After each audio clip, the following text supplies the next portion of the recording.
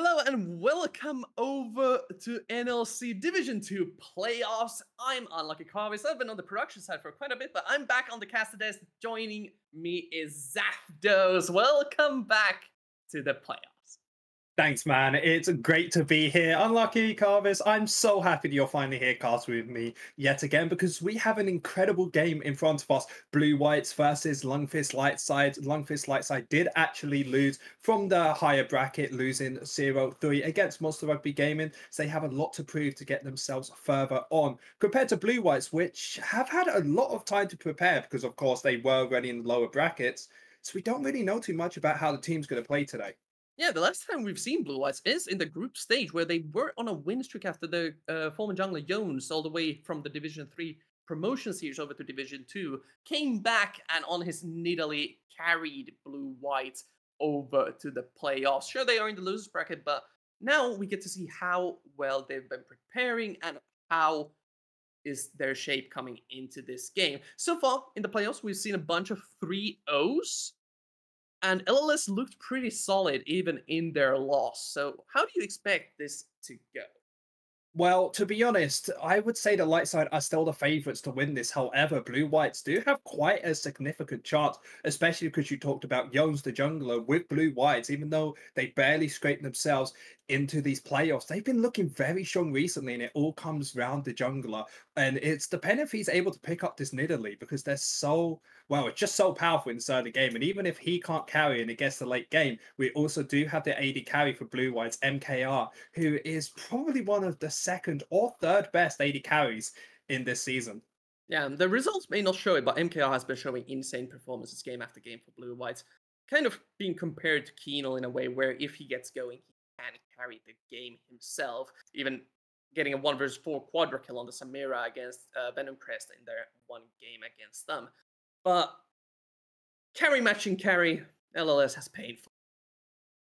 Yeah, for Painful, he is probably the best part of Lundqvist Lightside, because he's just been able to just dominate, especially in this early game with Tristana, with other very high priority picks. And if he's able to push that out, he may be able to shut down Yodes. And I feel like this whole entire series is going to be coming down to this mid-jungle duo to see if Painful is able to shut down what Yodes wants to do. Because if you allow Yones to be able to get his Nidalee, able to start getting people ahead and ahead and ahead, BlueWhites going to look very strong. I mean, let's be real. The Nidalee is going to be bad. It's like almost 100%. We're going to see it. We're heading into game 1 of BlueWhites against LLS as soon as we get to see the draft. There we go. First ban Kindred already targeting the jungle on the side of LLS. They will be starting out on the blue side. But no Nidalee ban, so we're going to have to see if it is able to get through. And even if they want to pick it up, because we haven't seen BlueWhites in a while, so maybe they've made a few iterations, but they aren't as reliant on the Nidalee, as the second and third bans will be coming through, taking away the Maokai. Super powerful. Aatrox is still up and open from the side of BlueWhites. We do know that Mycash loves that in the top lane. Rel, of course, getting banned away. Still very flexible in the jungle side, as it just feels like both teams are trying to ban away as many junglers as possible. Yeah, the Rel, of course, the flex pick. Well, we've seen some Maokai support recently as well, so that can be an Ashe ban. Nidalee going free. Interesting choice from LLS. We'll get to see how the draft plays out as we wait for the BlueWhites third ban. Will it be jungle or will it be something more topside focused? Obvious. Nidalee's open. It is. It is bad. I want to see if BlueWhites have changed up or they are still the same team, as Justana is going to be the last ban, trying to stop Painful from getting that dominant AD carry in the mid lane that we've seen him so much on, as Lightside have picked up the Sejuani. Again, that big tank into the jungle can get flexed to top lane as well, most likely there, as BlueWhites see if they have a counter towards this. You do also have some really good junglers still. Nidalee, like we said before, can get paired with the Renekton, but BlueWhites, they have a lot of options here. Yeah, this Sejuani is a little bit unorthodox from LLS. We haven't seen Imp on the meta junglers a lot, but it is a very high power pick. But you said it, Renekton gets locked in. Will we see the power duo? No, instead looking to secure themselves a very safe AD carry in Xayah. Will be able to escape from the Sejuani and maybe some more hard engage options if LLS wants to go into that direction.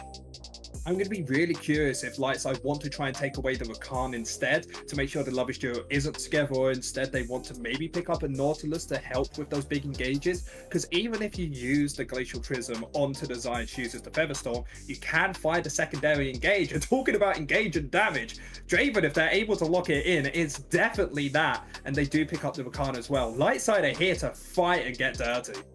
Nidget, the prime and Draven player of Division 2, once again bringing it out, confident in the all-in power against the Xayah when the Rakan gets picked away.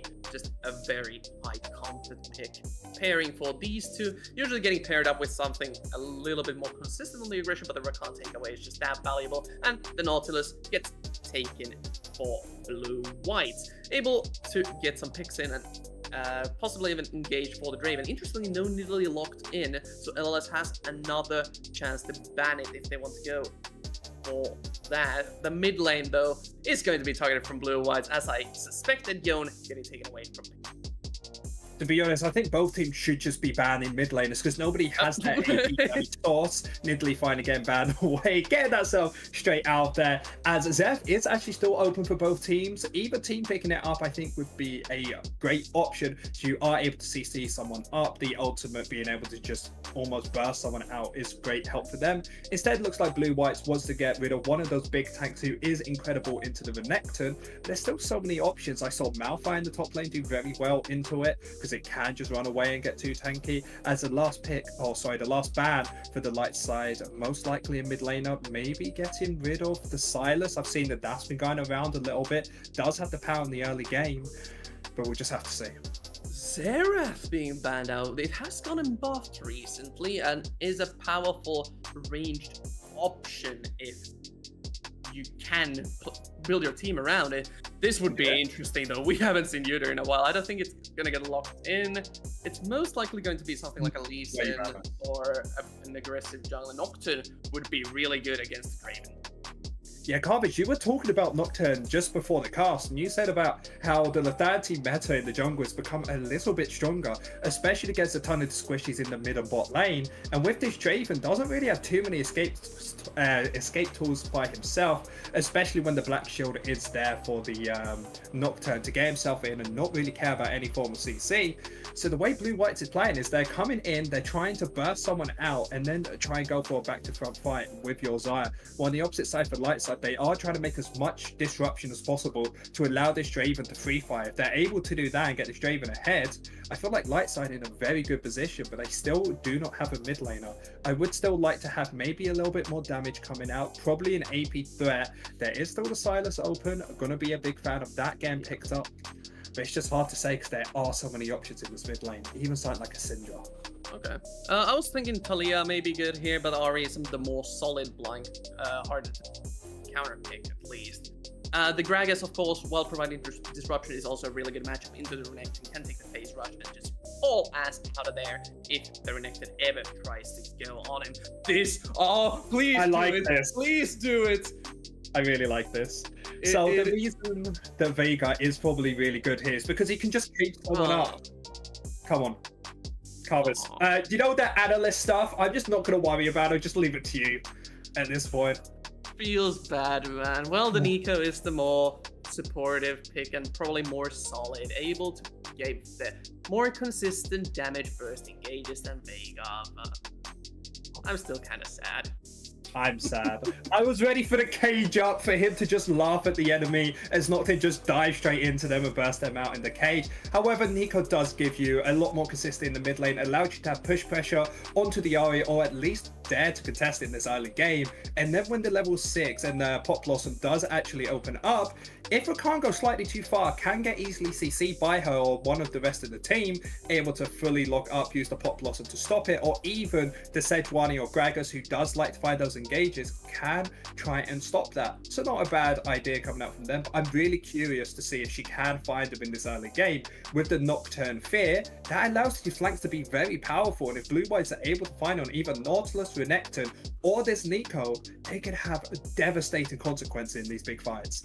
Yeah, as said, it is the more consistent engage option to pick the Nico. However, what Talia that they hovered would have provided is additional roaming potential with the Nocturne. They could have been used it as a follow-up, since they have the Nautilus, they have the Nocturne, they have the Renekton as engage, use the Talia follow-up, and try to negate body slams and other dashes coming from the Rakan as much as possible with the E. I can see advantages on both ends, but the composition from LLS, though, very, very consistent, and the game plan is easy to execute. Now, there is one issue I see of the side of Lightside is with these engages on the Ricard, there's so much easy heavy CC on the side of BlueWhites. If he slightly missteps, there's a way that BlueWhites will instantly burst him out and find this good fights. They need to make sure that they are clumped up together and they do find these good engages. Otherwise, BlueWhites are able to pick them apart slowly, finding these good flanks with this Nocturne ult to try and hide it more. I think Blue-Whites are still in for a chance, and especially in this early game where they do have just so much pressure in this mid lane, because we talked about how good Painful is on the side of Lundqvist Lightside. We're going to have to see if he is able to really keep that pressure up now that he has a champion that isn't as strong in the early game as a Justana. Yeah, it's not as strong, but what is strong in the early game? One of the most polarizing champions in the game, Draven. Yeah. I'm so ready for that 2v2 in the bot lane. Draven's just able to get the first kill. Next thing you know, he has a Dirk and he's just taken over the game. But Draven is going to be a very key point from the side of Lundqvist Lightside in this early game. And I'm expecting them to be playing around this bot side, trying to get him further and further ahead. And if they're able to get him ahead, they could easily be stacking these Drakes. Finding these big team fights could be a very easy win con for them. Yeah, it could be a very easy win con, and as I said, it's one of the more polarizing ones. It automatically kind of even telegraphs your game plan a little bit. We want to kill on the bot side of the map, and we want to do it at the level 4 to 6 mark, if possible, to get the early cash in and get the mythic ball rolling as early as possible. BlueWhites, though, with the Nocturne, do they have a chance to respond to that? So I don't think before level 6 they should really dare to respond to this Draven, mostly because of the Sejuani being there as well. Does have that big tankiness, does have that engaged the team truly needs, but I still think there's an opportunity around this level 6 mark as we are heading straight into game.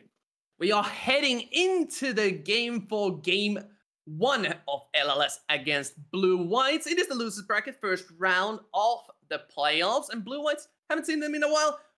Let's see how they do on the Rift.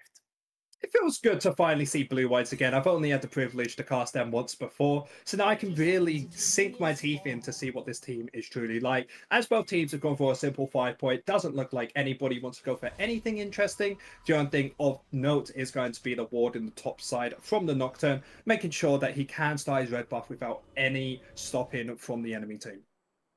Yeah. The level 1 looking quite standard here with the early wards being placed defensively from BlueWhites.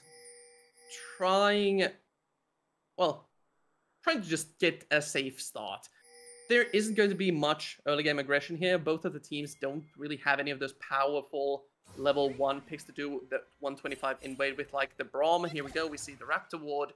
And information advantage over to LLS. We'll see how much matters though. Counter start from the junglers, opposite side of the map. I mean, to be honest, Nocturne just wants to try and farm up to this level 6 as fast as possible. So you can kind of telegraph the way he wants to play anyway, as he doesn't really want to gank bot side, maybe mid lane or top lane, but even then, they're not going to be very easy to gank. So this does allow Sejuani to try and look for some ganks before Nocturne's truly online. I'm expecting them most likely to be looking to the bot line like we consistently keep talking about. As top lane, there's not really much you can do, as mycash has got a decent trade in the top lane. Yeah, mycash gets a decent trade, starting with the Doran Shield, has a bit of extra region to work with as well, just abusing the fact that Gragas needs all 3 of his abilities to have the full burst combo on a line, trying to shove the wave in for a possible cheater recall. We'll get to see in the future how that works out for him, as an aggressive roam coming out from the bot side of LLS, looking for the Nico or the Nocturne. I actually really like this play from them. Having the ward up, making sure to know where the jungler is of the Nocturne. They do spot out all of his camps are completely finished. They know he's towards his top side. And as well, this Raptor camp ward is finally going to come into use for this Ahri as they will spot him out yet again in the top side. So great information coming out from Lightside. I don't think there's much it's really going to evade from there, especially when BlueWhites do have pressure all over this top side. Nocturne can clearly just farm up as much as possible and should be able to get the Skull Crab in about 30 seconds time without any contest.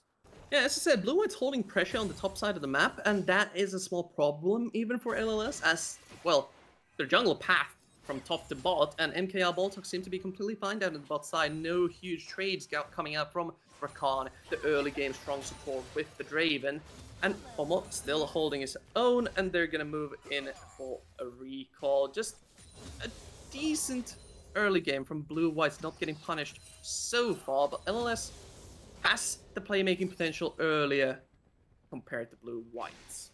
Carvis, take a look at this bot lane. Wave is not looking very good from the side of BlueWhites. It's pushing into LLS. So BlueWhites need to try and push this out as fast as possible. If not, there could be an easy freeze from the side of Lightside. And this allows EMP to just have constant pressure to this bot lane where BlueWhites do have to give up either CS or they may have to use their flashes to push this out.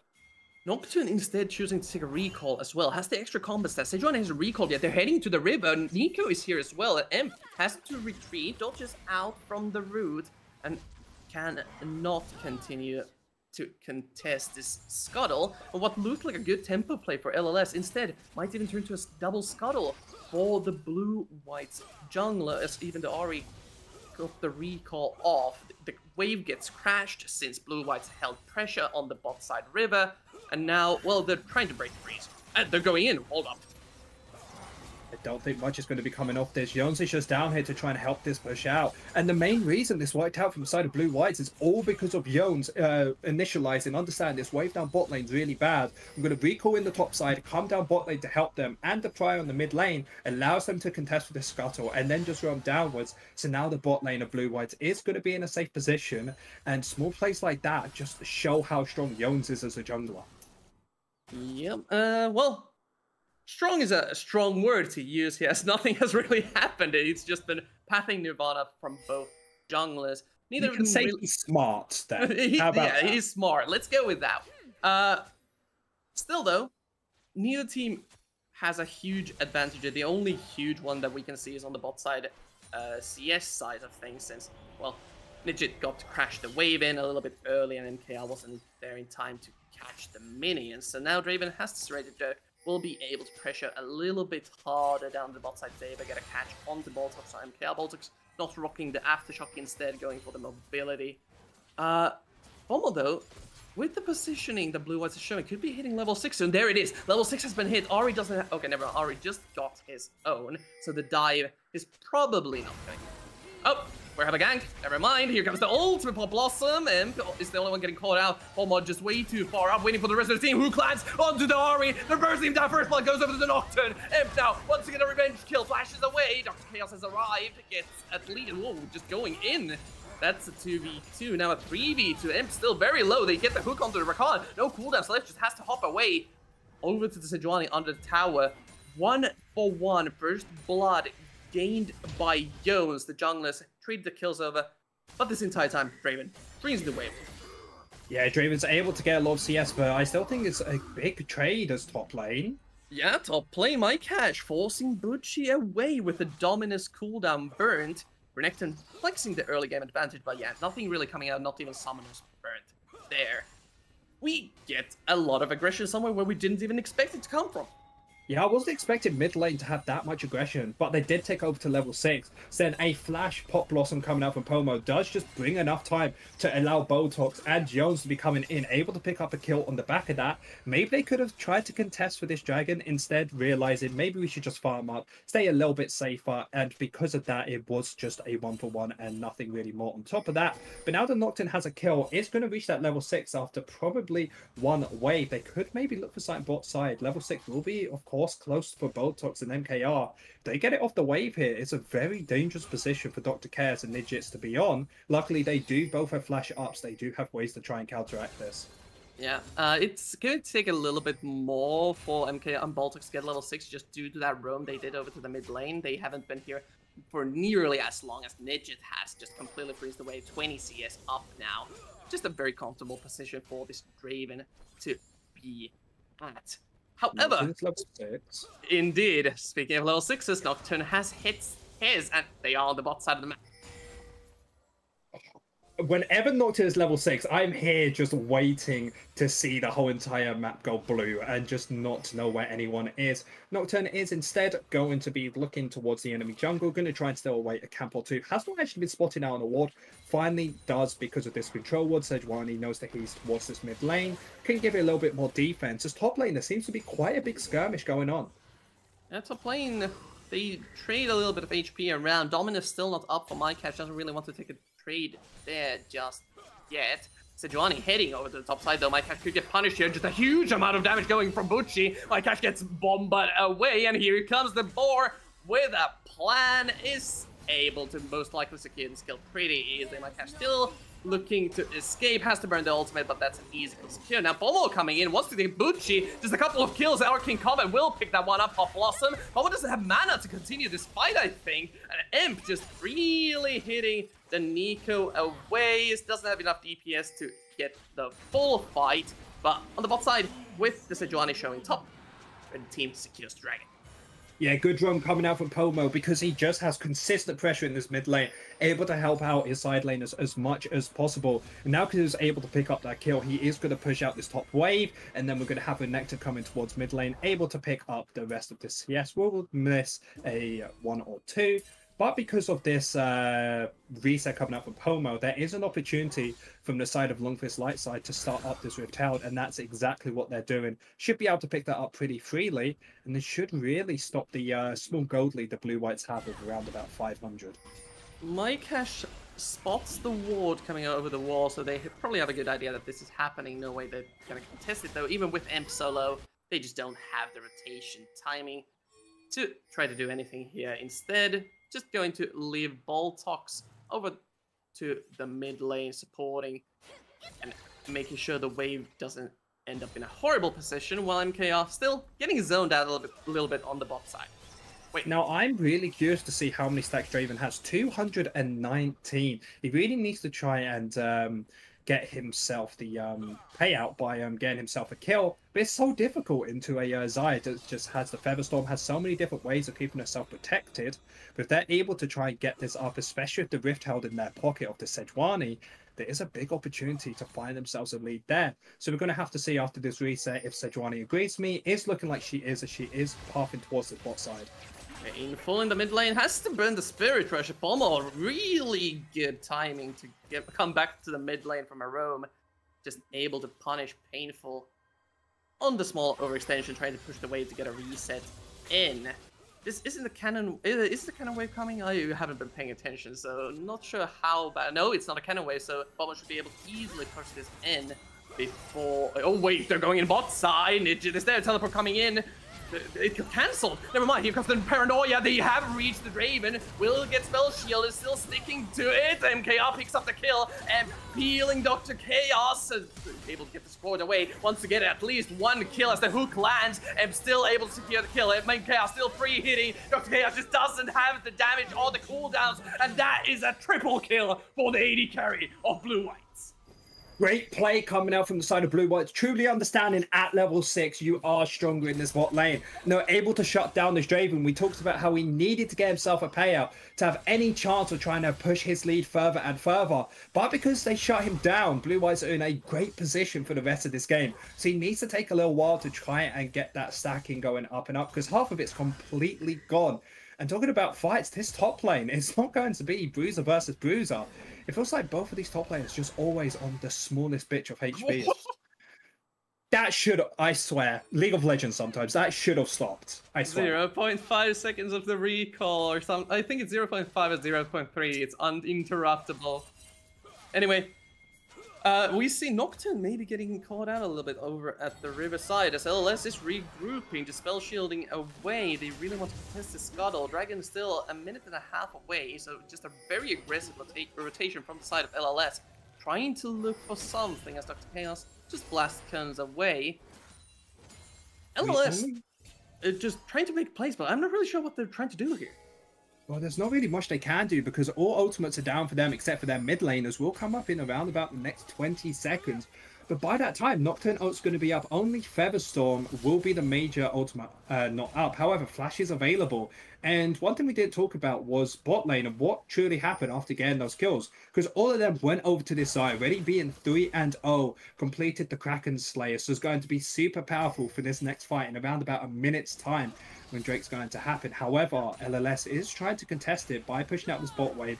Going to be using the Rift Hell to try and get themselves a little bit more gold into Draven's pocket. But BlueWhites, with the ultimate on this Nocturne, could maybe turn this. Yeah, they are prepared to set up the counter gank if necessary. But LLS again, and the hit squad running over to the mid lane. Now, the rotation, yeah, the wards are so well placed, catching out the rotation from LLS. They want to crack the mid lane tower, at least get some of the plates away before the plates fall in 30 seconds, but the entirety of BlueWhites is there to try to stop this push. Oh, one more could get painful here. Paranoia popped, he's going in. Jones wants the kill, but the Spirit work away. Oh, the attack finishes off the Ari kill as M picks up the deep dive from Jones. But most importantly, the Herald push has been stopped. Dr. Chaos now on the rotation, able to make it over to the mid lane, but they got no money from that and lose their mid laner. Top lane. So, yeah, we see another fight going up between these two. They're just not letting you speak, man. Just the Bomba away, able to save his life. Again, mid lane, we see the Pop Blossom going down. They just don't have the damage, though, to fight this. And so damn tanky out of the tower. Bomba ticking down to the Ignite, so damn low. Hexic Rocket Belt able to take a chunk away from Dr. Chaos HP. Mario, here comes the Whirling Death. Not able to hit the correct target with that. Nobody dies with Pancake. Harvest, it feels like a solo cast at this point as both teams are just going fight after fight after fight. Started bot, went to mid, went to top, and went back to mid lane. So both teams are just trying to contest absolutely everything. But when we take a look at what truly is the big points on the back of that, is there is still a big gold lead from the side of BlueWhites. Have themselves a 1.7k gold lead, 2 kills on the mid laner, 3 kills on the AD carry. So it's still looking good for the side of BlueWhites. However, Nocturne Ultimate will not be available. Either will the supports or the junglers for BlueWhites. It's going to be difficult to try and contest this next dragon, at least for the next 30 seconds. Yeah, it's going to be all about lane priority for BlueWhites, refusing to let LLS rotate over this dragon because it would be an annoying objective to lose after you get the first one. Looks like BlueWhites don't really care though. They are setting up around the dragon pit even without the cooldowns. Well, they do need a little bit of time for the cooldowns to be coming up. Most importantly, the Paranoia, the Nocturne Ultimate, is up and available, so they can try and lock someone down before the fight even starts. Pomo in a little bit of danger, actually understands this, so will defend this slightly later on, but does not land, as everybody's just hovering around this objective. But while this has all been happening, Zaya with 0 fighting has been able to get half HP off this tower, maybe even get full tower at this point. Yep, they are able to secure that. LLS again on the rotation over at the mid lane side as Jones is starting up the dragon. They have no vision of this, and Nocturne is able to melt it down quite fast. They only see Boltox and Pomo just hanging around here, just a little bit more forward, and they can see that MPRs indeed hit the dragon. They land a hook on him, and Mycash throws a Paranoia onto the Draven. They find the back line, and he's nowhere there to peel as he gets melted down by the BlueWhites carries. They are able to use the flashes to get away. Teleport coming in now from the Gragas. They want to re-engage this. Pomo looking for the Pop Blossom away from the rest of his team. Nidget just needs one good kill. Rakan, knock up on the 3, shot down on the Pomo. Boltox flashes over the wall, has to get away. In this choke point though, Zaya Feathers, a little bit too scary. LLS find a counter kill critically onto the Draven, but the dragon goes over the BlueWhites. Great front-to-back fight coming out from the side of Lundqvist Lightside, as he was finally able to get the gold out of his pocket and into these items, as he got himself around about 500 gold off the back of that kill, especially with the kill as well. That's 800 gold into his pocket. Now, even though there's 3 kills on the side of Zaya, it has basically been stopped and nullified by this. And on top of being able to win that fight, they are also going to be able to pick up the second Rift-Herald of the game. Don't expect any contentions to be coming out. And that fight was looking so good for BlueWhites, especially when it was a 4v5 as MyCash roamed down instead of using the teleport. But they just didn't have the damage to burst one person out, it seems like. And then the great re-engage coming out from Bucci using the teleport, and it was just all over from there. Yeah, BlueWhites need to regroup a little bit after that fight, popping all of their cooldowns and not really finding any kills, and still kept going. Still, at least objective-wise, they're doing quite well. As you said, they get the second Herald on the side of LLS, but the first Herald didn't really do anything but give the local goal as defense was there, and they need to finally be able to crack down probably this mid-tower eventually with that. But yeah, Nidget got the kill, and that is the most important thing. Interestingly, though, going for the Trinity Force. I'm just trying to think why the Trinity Force has been built. I know that it is quite powerful, gives so many different stats. Maybe would have enjoyed something like a Bloodthirster instead to be able to stop the massive burst coming out from the enemy team. But I'm not a Draven player, so he probably has more reason than I do for going for the Trinity Force. And one thing we haven't talked about doing with gold is take a look at where the gold is for Lundqvist Lightside. 4 kills on this Sejuani. Jones is trying to, you know, steal away as many camps as possible. Actually, trying to steal away the Raptors. Oh, Blossom coming in. Paranoid, they've caught Draven once again. Just gets one shot. This dive is so good from BlueWhites with all 5 members. Painful trying to pick up at least one on this dive, but the juggles on the aggro just so damn clean from BlueWhites. Bucci is there on the back lines trying to find a way in on the low HP members, but the execution so fast and so good. Perfect play coming out from BlueWhites. We talked about how they're so good at trying to go for these quick engages, trying to find these flanks. And even if they have a tower, you can flank that as much as possible. Able to get a double kill onto your Nocturne, another kill onto your mid lane Nico. They're looking in a very strong position as they are able to find their resets, are able to get themselves very close to those second items. And with Drake's Ball in the next 2 minutes, they should be able to get there, getting themselves in a very strong position. Yeah, and LLS just struggling to find the rotations in time. Painful channeling the TP a little bit late. Bucci as well, not in time to stop these aggressive plays from happening. What can LLS do to get back into the tempo of this game? They need to try and play around these real side lanes, to be honest, and try and help this Draven get more of a gold lead. Because when you have stuff like the Ari, stuff like this jungler of Gragas, or sorry, top lane of Gragas, you are so good at trying to find these picks on the side lanes. It just doesn't feel like they've ever been truly able to find these, which allows BlueWhites to just play the way they want to do. But it's looking like they are trying to go for Psyche in the mid lane from the side of Lightside as they have placed down the Rift-Herald. Yeah, this free mid lane tower pickup, we talked about this earlier, how it's very low. Even if the first Herald didn't achieve much, the second one surely does. As the Dragon 1 minute away, they get the prio from the push, they get the vision as well, able to set themselves up for the resets from here on out. Still, though, they aren't able to make an offensive play. Yeah, no, I completely agree with you there. Lightside should be making more aggressive plays as now all ultimates are up and available for both teams, which means it's a win from the side of BlueWhites. Having the Nocturne ultimate, Nautilus, and the Nico at the same time, you're going to be very strong. And most importantly, teleport on both members on the side of BlueWhites, so they can try and go for the teleport flank wards, because we see 2 wards in the enemy jungle where they could maybe look for it. But if they aren't able to find these flanks, they are able to play front to back on the side of Lundqvist Lightside. That's the way they're going to win this. We're going to be so hard to do with so many different engage tools on the side of BlueWhites. The sandwich could be coming in, but from an unexpected angle as MyCash is still on the flank. They're going in, I think. At least Paranoia gets popped as the huge root comes in once again. They don't really have the follow-up here, but Bob pulls them on the 3. Jones again diving Ninja in the back line. We have a separated fight. It's up to Chaos, the first one to fall. The fight still going in. MyCash onto Nidget as Bucci gets carried away from MKR and Bull talks. Jones fears up. Painful gets popped by the feathers of Zaya, and looks like BlueWhites, without losing a single member, somehow in that chaos, able to secure the dragon and the win. Great fight coming out from the side of BlueWhites. It's all on the back of this CC chain in the early game, because MyCash was nowhere near it, but it doesn't even matter as Pomo's looking for more of this teleport. Yeah, they are looking for more. MyCash just needs one good auto attack and that would have been it, but instead just flashes away. Bucci, another critical engage tool down, but he might have bought enough time that BlueWhites can't set up any objectives. And especially because EMP is still up and available, he does have an opportunity to smite away. So BlueWhites are trying to go for the safe route, do get the reset as they get even more gold into their pockets. Now there is a 6k gold lead, sorry, a 4k gold lead on the side of BlueWhites, and it's all just spread out the way you like to see it, as there's 2 items fully complete on the side of every single member except for this Nautilus on the side of BlueWhites. And this is the critical power spike for all of the members.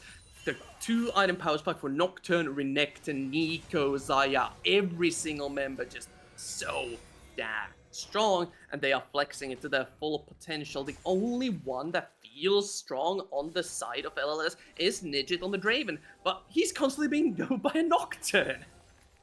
And trying to use the flash and the heal in the last fight means it won't be up for next time. So Nocturne's going to have a lot easier of a time trying to truly stick on top of him.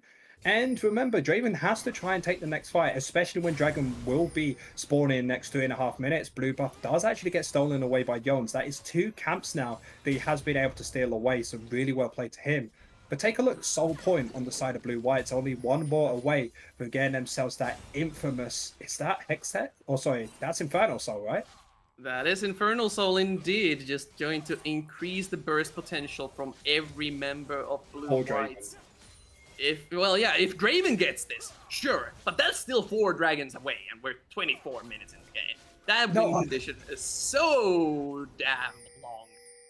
I'm not even talking like that. I'm saying poor Draven, because he has to deal with poor Draven. Yeah, with the Infernal Soul, you do not want to be contesting that, as even Pomo can just walk into the enemy jungle as much as he wants, not being really scared of anything.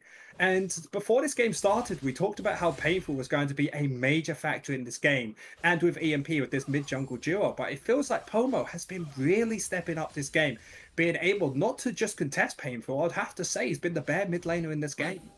So far, so good from the BlueWhites mid laner. Still though, Void Staff now finished on Ahri. Void Staff, there's no magic resist on the side of BlueWhites. Is there? Mercs? All I can see is Merc Treads. Yeah, I agree with you. I don't think the Void Staff would have been the best option. Maybe Death Cap instead to try and get as much damage as possible. But the way I'm seeing that Ahri wants to play is trying to play more defensively, don't have the damage, and just support the team as much as possible. It's a bit of a weird pick coming up, because wouldn't you rather take Shadow Flame instead?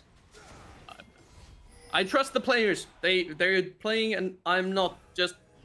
I'm gonna not talk about it. I'm going to nod with every single member of the players. As nothing has been happening on the map for a little bit, just trying to find a foothold on the map. Well, both teams are. LLS trying to keep BlueWhites away far enough from their own jungle so they have a way to approach the eventual Baron or Dragon take in a minute or so. But it's just feeling really difficult. Completely agree with you there. It feels really difficult, because even with the Sejuani, it doesn't feel as tanky as you want it to be. She can easily get bursted out by someone like MKR, especially when they have reached their 3rd items already, just showing how much gold is in their pockets. Now, I'm expecting the next fight to be full around this dragon in a minute's time. Already, Lundqvist Lightside are trying to contest it, trying to clear away these wards as fast as possible. If they are able to find a pick, maybe on MKR, maybe Pomo or Jones, or even able to get any of these big ultimates out, that's their opportunity to fight. Because if all ults are up from the side of BlueWhites, I don't think Lundqvist Lightside can ever contest this. It is going to be a hard one for them. That's the dragon still 40 seconds away, and the positioning on the map still hasn't changed too much. All of the teleports are up on every single player, so they can push these side lanes, they can try to pressure the objective bounties on the side of LLS. You see the Ahri setting up a slow push on the top side of the map, as MyCash is responding on the bot side. This Renekton though, can we talk about that? Level 15 already. Sure, the LLS solo laners are as well, but considering all the fighting BlueWhites has been doing, that's a very strong profile. And that's mostly come down to having those 3 kills into his pocket, having a lot of XP. There's a fight in the mid lane. There is a fight in the mid lane. Imp has been caught out a little bit, has to use the ultimate, but still gets feared up. That's so huge, as he's already so low. Renekton on the flank, trying to find the bar, as the Nocturne dives in with a Paranoia Fear onto the Draven, so low, and will fall. Goes golden under the tower as the bot blossom fall off, gets 3.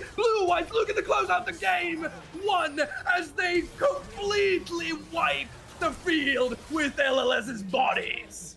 BlueWhites coming up massive in this, should be able to finish off here. But remember, there is still a few towers left, but 20 seconds on all timers. I think they can finish. They are sure looking for it. 20 seconds, as you said, still left on the death timers. BlueWhites, we haven't seen them since the group stage, and boy, are they looking strong. Great game coming out from BlueWhites there, really impressive. And we talked about what did they do with their spare time. Apparently become a godlike team, as that was a demolishment of Lundqvist Lightside, who finished the regular season. I can't remember, but it was either second or third, just showing how powerful that team really is. And Carvis, we may have a series on our hands. We may definitely have a series. So far, it's been 3-0s, but this could be a banger, let's say already. Game 1. We see the draft from LLS. We say that it looked pretty solid. There is a game plan there, and it all revolves around Nedget getting ahead. But they weren't able to make any plays on the bot side of the map. MKR and Boltox, the Nautilus didn't die. Support all combat, doesn't even matter. Nautilus able to come up with 12 assists and 0 death. That's how you really know you're ahead as a tank engaged support. If you don't die once, really well played from him. And most importantly, you talked about how Lundqvist Lightside wanted to play around bot lane. Draven dealt 6k damage. MKR on Desire dealt 24 to 26,000 damage. A 20k difference really just shows how far ahead he truly was, and how Lightside, even though they had a game plan and wanted to work towards it, they really weren't able to get started. Yeah, it was all aggression and clean plays this time around from the side of BlueWhites. We'll get to see how LLS regroups and approaches Game 2 of the Losers Bracket Playoff Series as we head to a short break. Don't go anywhere, we'll be right back.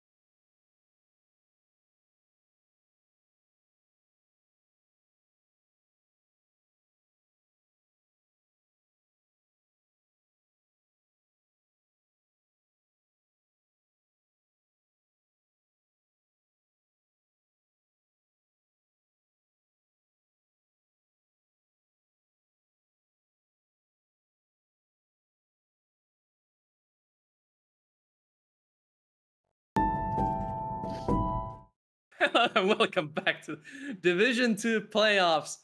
We already saw one game played out with BlueWhites returning to the Rift from the group stage and securing the first game over LLS, who we predicted would be the favorite here. Yeah, I completely agree with you there. But do you know what's even more important? Cal behind the scenes as our production head. He has been the best person to ever work with, and I just wanted him.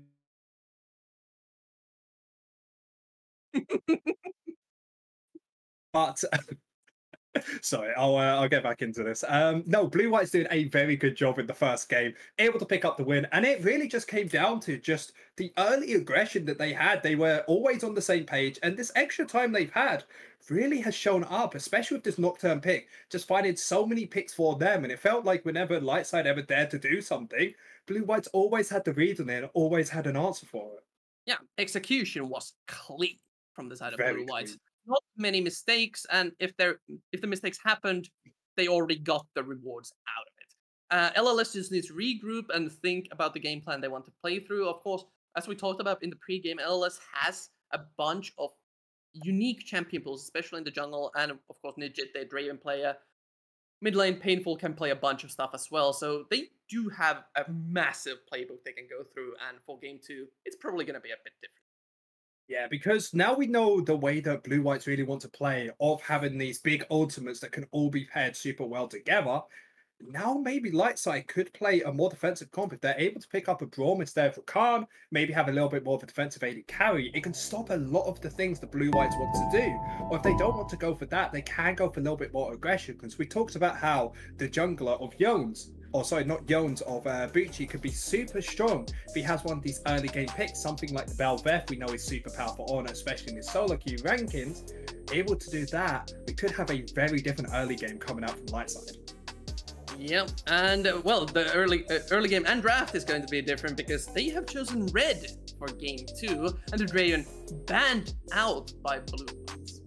Interesting, the Draven getting picked away. It wasn't even that powerful. However, Draven, if he is able to get a lead, can easily snowball with it. We know how strong Lightside is when they start getting their snowball, especially on Nidget, which is one of the only Draven players in the whole entire NLC Division 2, as the last ban or 2 are going to be coming out. I'm expecting maybe that Aatrox getting banned away, or even the Renekton seem very strong in the top lane against the Gragas, always that constant push, constant pressure.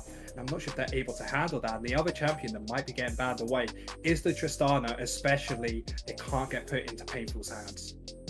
Jace now getting banned out. The strong flex pick, both Painful and Bucci play it. So a little bit more focus now on the let's say the carries of the map, with that being Nidget and Painful Bucci. As we wait for the last ban, do they ban out the Renekton? Because Renekton was a surprising okay, Let's that go! solves it. They banned the Nidalee instead, so they can't wrap around that. There's a bunch of priority picks up. Whoa. Rakan?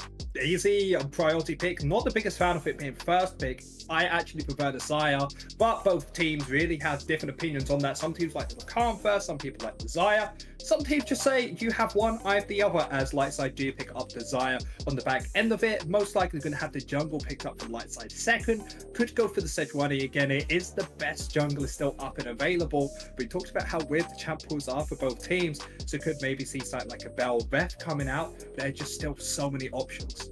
So the thing about picking Xayah into Rakan is that Ezreal has been shown.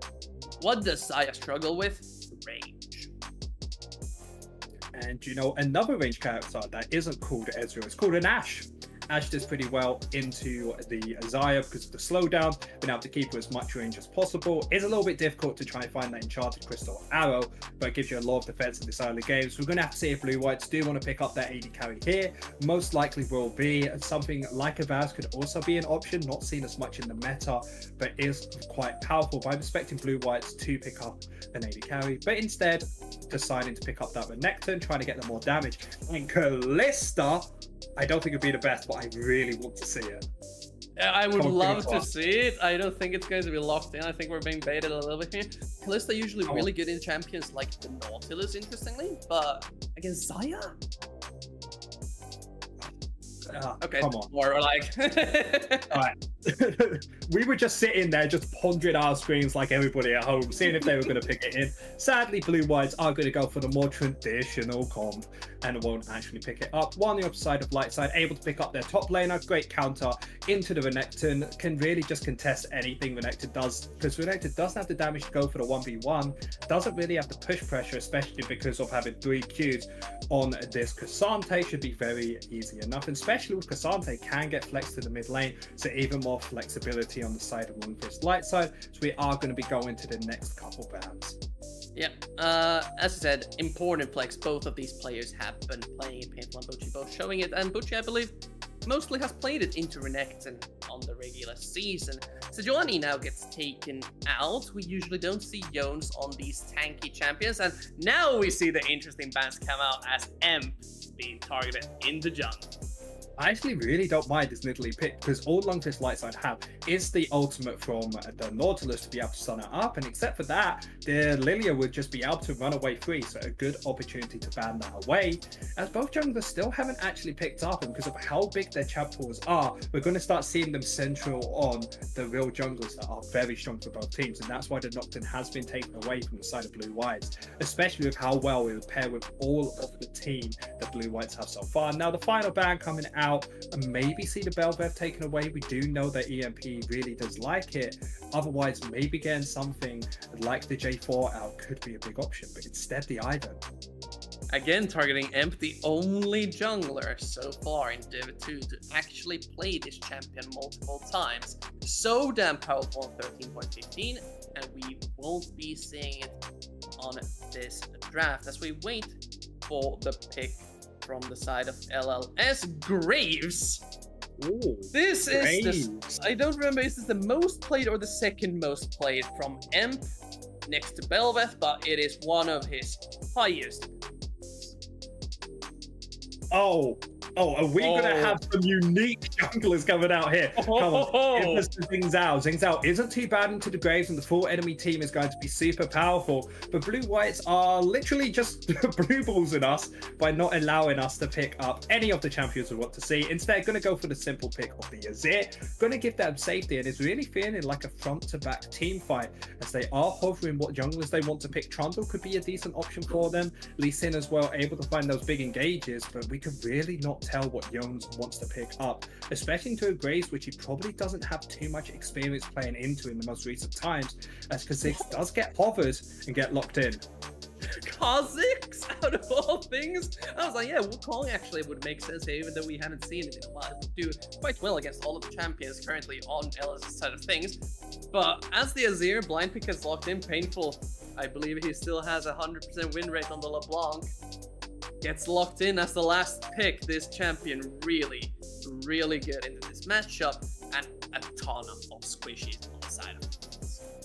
Now, the biggest issue I'm seeing with the side of BlueWhites is they do have Engage coming out from the Renekton and the Ashe and even the Rakan, but it just feels like the team comp isn't cohesive enough, because you have Ashe and Azir that like to try and go for these front-to-back fights, compared to Kha'Zix, Rakan, and Renekton that just want to instantly pounce in. So it's going to be very difficult for them to try and play these fights. The only way I'm seeing them work out is trying to find these picks before the fight starts, compared to Lightside, which have a little bit more of a cohesive team that all do like to go for this front-to-back team fight, and having this Painful who can try and, you know, disrupt this game a little bit more, try and stop Pomo and MKR really doing what they want in these big team fights. Yeah, as you said, BlueWhites does have the makings of an insane pick comp, with every single member except for the jungler assassin having some form of CC to catch people out with. LLS though, they're incredibly mobile, and they have incredible peeling options with things like the distortions from LeBlanc. They have the Nautilus there to death charge any Kha'Zixes that would be jumping into the back line. Maybe even the Azir sometimes. It's a 50-50 who gets in first, but it's most likely going to be the Kha'Zix to target every single time. If they can get the DPS down, the fights are very much easier for them to play. And from there on, SSF, the 5-on-5 heavily favors LS. And Carvins, we need to talk a little bit more about this Kha'Zix pick, because I haven't seen it in so long, and it's so good to see these assassins coming out. Nocturne first game, now getting himself in the Kha'Zix, really showing up this jungler of Jones. as I just want to see if he can find these early kills, these early ganks, because we do know that Kha'Zix around this level 6 mark is going to have the empowered Q, which does allow him to have a lot more isolated damage. And the way the team fight starts, the Crystal Arrow starts flying up into the enemy jungle and Kha'Zix is there. Very good engage tools, very good pick potential. It's just if BlueWhites are able to make this happen, because Lightside have very good ways of countering. A lot of dashes, a lot of blinks, and a lot of just disengaged tools on that side. There's also the issue of the Graves being able to pop any of the squishies once he gets going. If he gets an advantage, this Graves could become unstoppable. And on top of that, you have to think about the crit as well. His passive, which does allow him to just become so tanky. But as we're about to get into the Rift, we're going to have to see if BlueWhites are able to find these engages. We have the transitions, we have the views of the Rift, and we have game 2 of BlueWhites against LLS, with BlueWhites picking up game 1. LLS looking for revenge as the level 1. We see everyone gathering up into the mid lane, and we have the flash hook landing onto this here already. They're diving in. LLS wants blood, and the ignite secures first blood, and it goes over to Nidget. Palmer not using the flash to try and get himself out there, thinking that he was just tanky enough, but just it wasn't enough. Lightside able to pick up the first kill, does go over towards the Xayah, so BlueWhites in the bot lane are going to have a little bit more trouble in this 1v1. As well, Carvis, that introduction kind of hogging out, I have to say. We have the production value now when I'm not producing. So Stop putting yourself down like that, man. You did great. But now, I might have done great. Who isn't doing great? BlueWhites from minute 1. That's a double longsword on the Xayah. It's going to hurt if a hook lands on either one of these members on the bot side. Yeah, the benefit is for BlueWhites, they do still have that Ashe that will try and poke out as much as possible, but it's going to be very difficult to do so, especially against the 3 pots on the side of Xayah. So Lightside, if they're able to get level 2 advantage in this early game, could maybe even look for more, but no flash on Dr. Chaos will mean that whenever he goes in next time, he will not have an easy time going out. And that's the worst thing to have, especially against an Ashe, which loves trying to run you down. The running down will happen a little bit later, though, as we see the lane. Pomo just trying to last it the best of his ability. Just matching Painful for now. With the longsword start, Painful has a bunch of powers in the auto attacks to go for the early trades and look for a small advantage. But with this level 2, could get an even larger advantage. Yeah, mid lane's not really going the way of BlueWhites, as Painful's doing super well at trying to poke out Pomo. He does have the teleport to get back and a few HP pots left to get himself a little bit tanky, but Painful having constant pressure here can just start looking to try and get some wards into the enemy jungle to really notice where Kha'Zix is. So this is a really important part for Lightside to do. If they're able to have pressure, able to get these wards down deep into the enemy jungle and understand where Kha'Zix is, this pick potential is going to be a lot harder to do. Yeah. Speaking of pick potential, something different from the previous game, we see Imp this time pathing away from the bot side of the map. They have the Nautilus Xayah, who can play defensively, and with the Renekton top side pressuring Gucci, there's plays to be made. Well, Carvis, it's a Graves. I don't think he really wants to do anything but farm up as much as possible and himself to the late game. So it's all great. I was saying, yeah, no, Graves, he could gank this top side, maybe deal about 300 damage to my cash.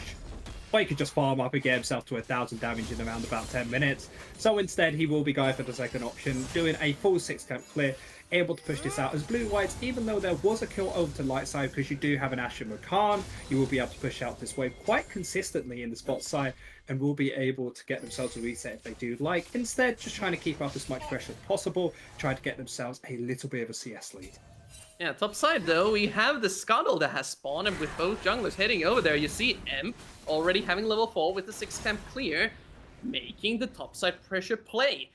Gets the Scuttle, Kha'Zix still not level 4, won't be able to respond in any way, and mycash, his pressure is pretty much negated now. He needs to be afraid of the Graves.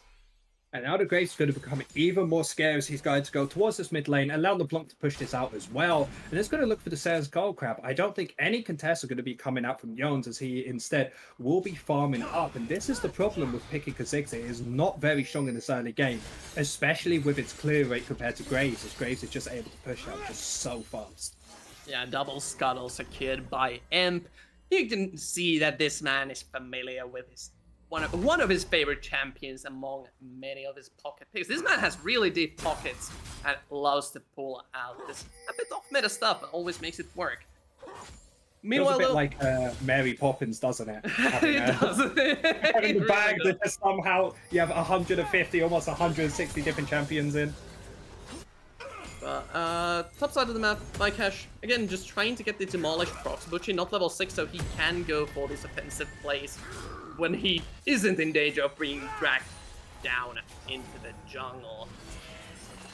There is actually a little bit of a gold lead actually accumulating in this top side because of Mycash on the Renekton. When you get towards this level 3 and higher, your full burst combo is just so strong against any tank when they don't have armor on top of them. And because of the first reset not coming out for Bucci, is able to do that as mid lane.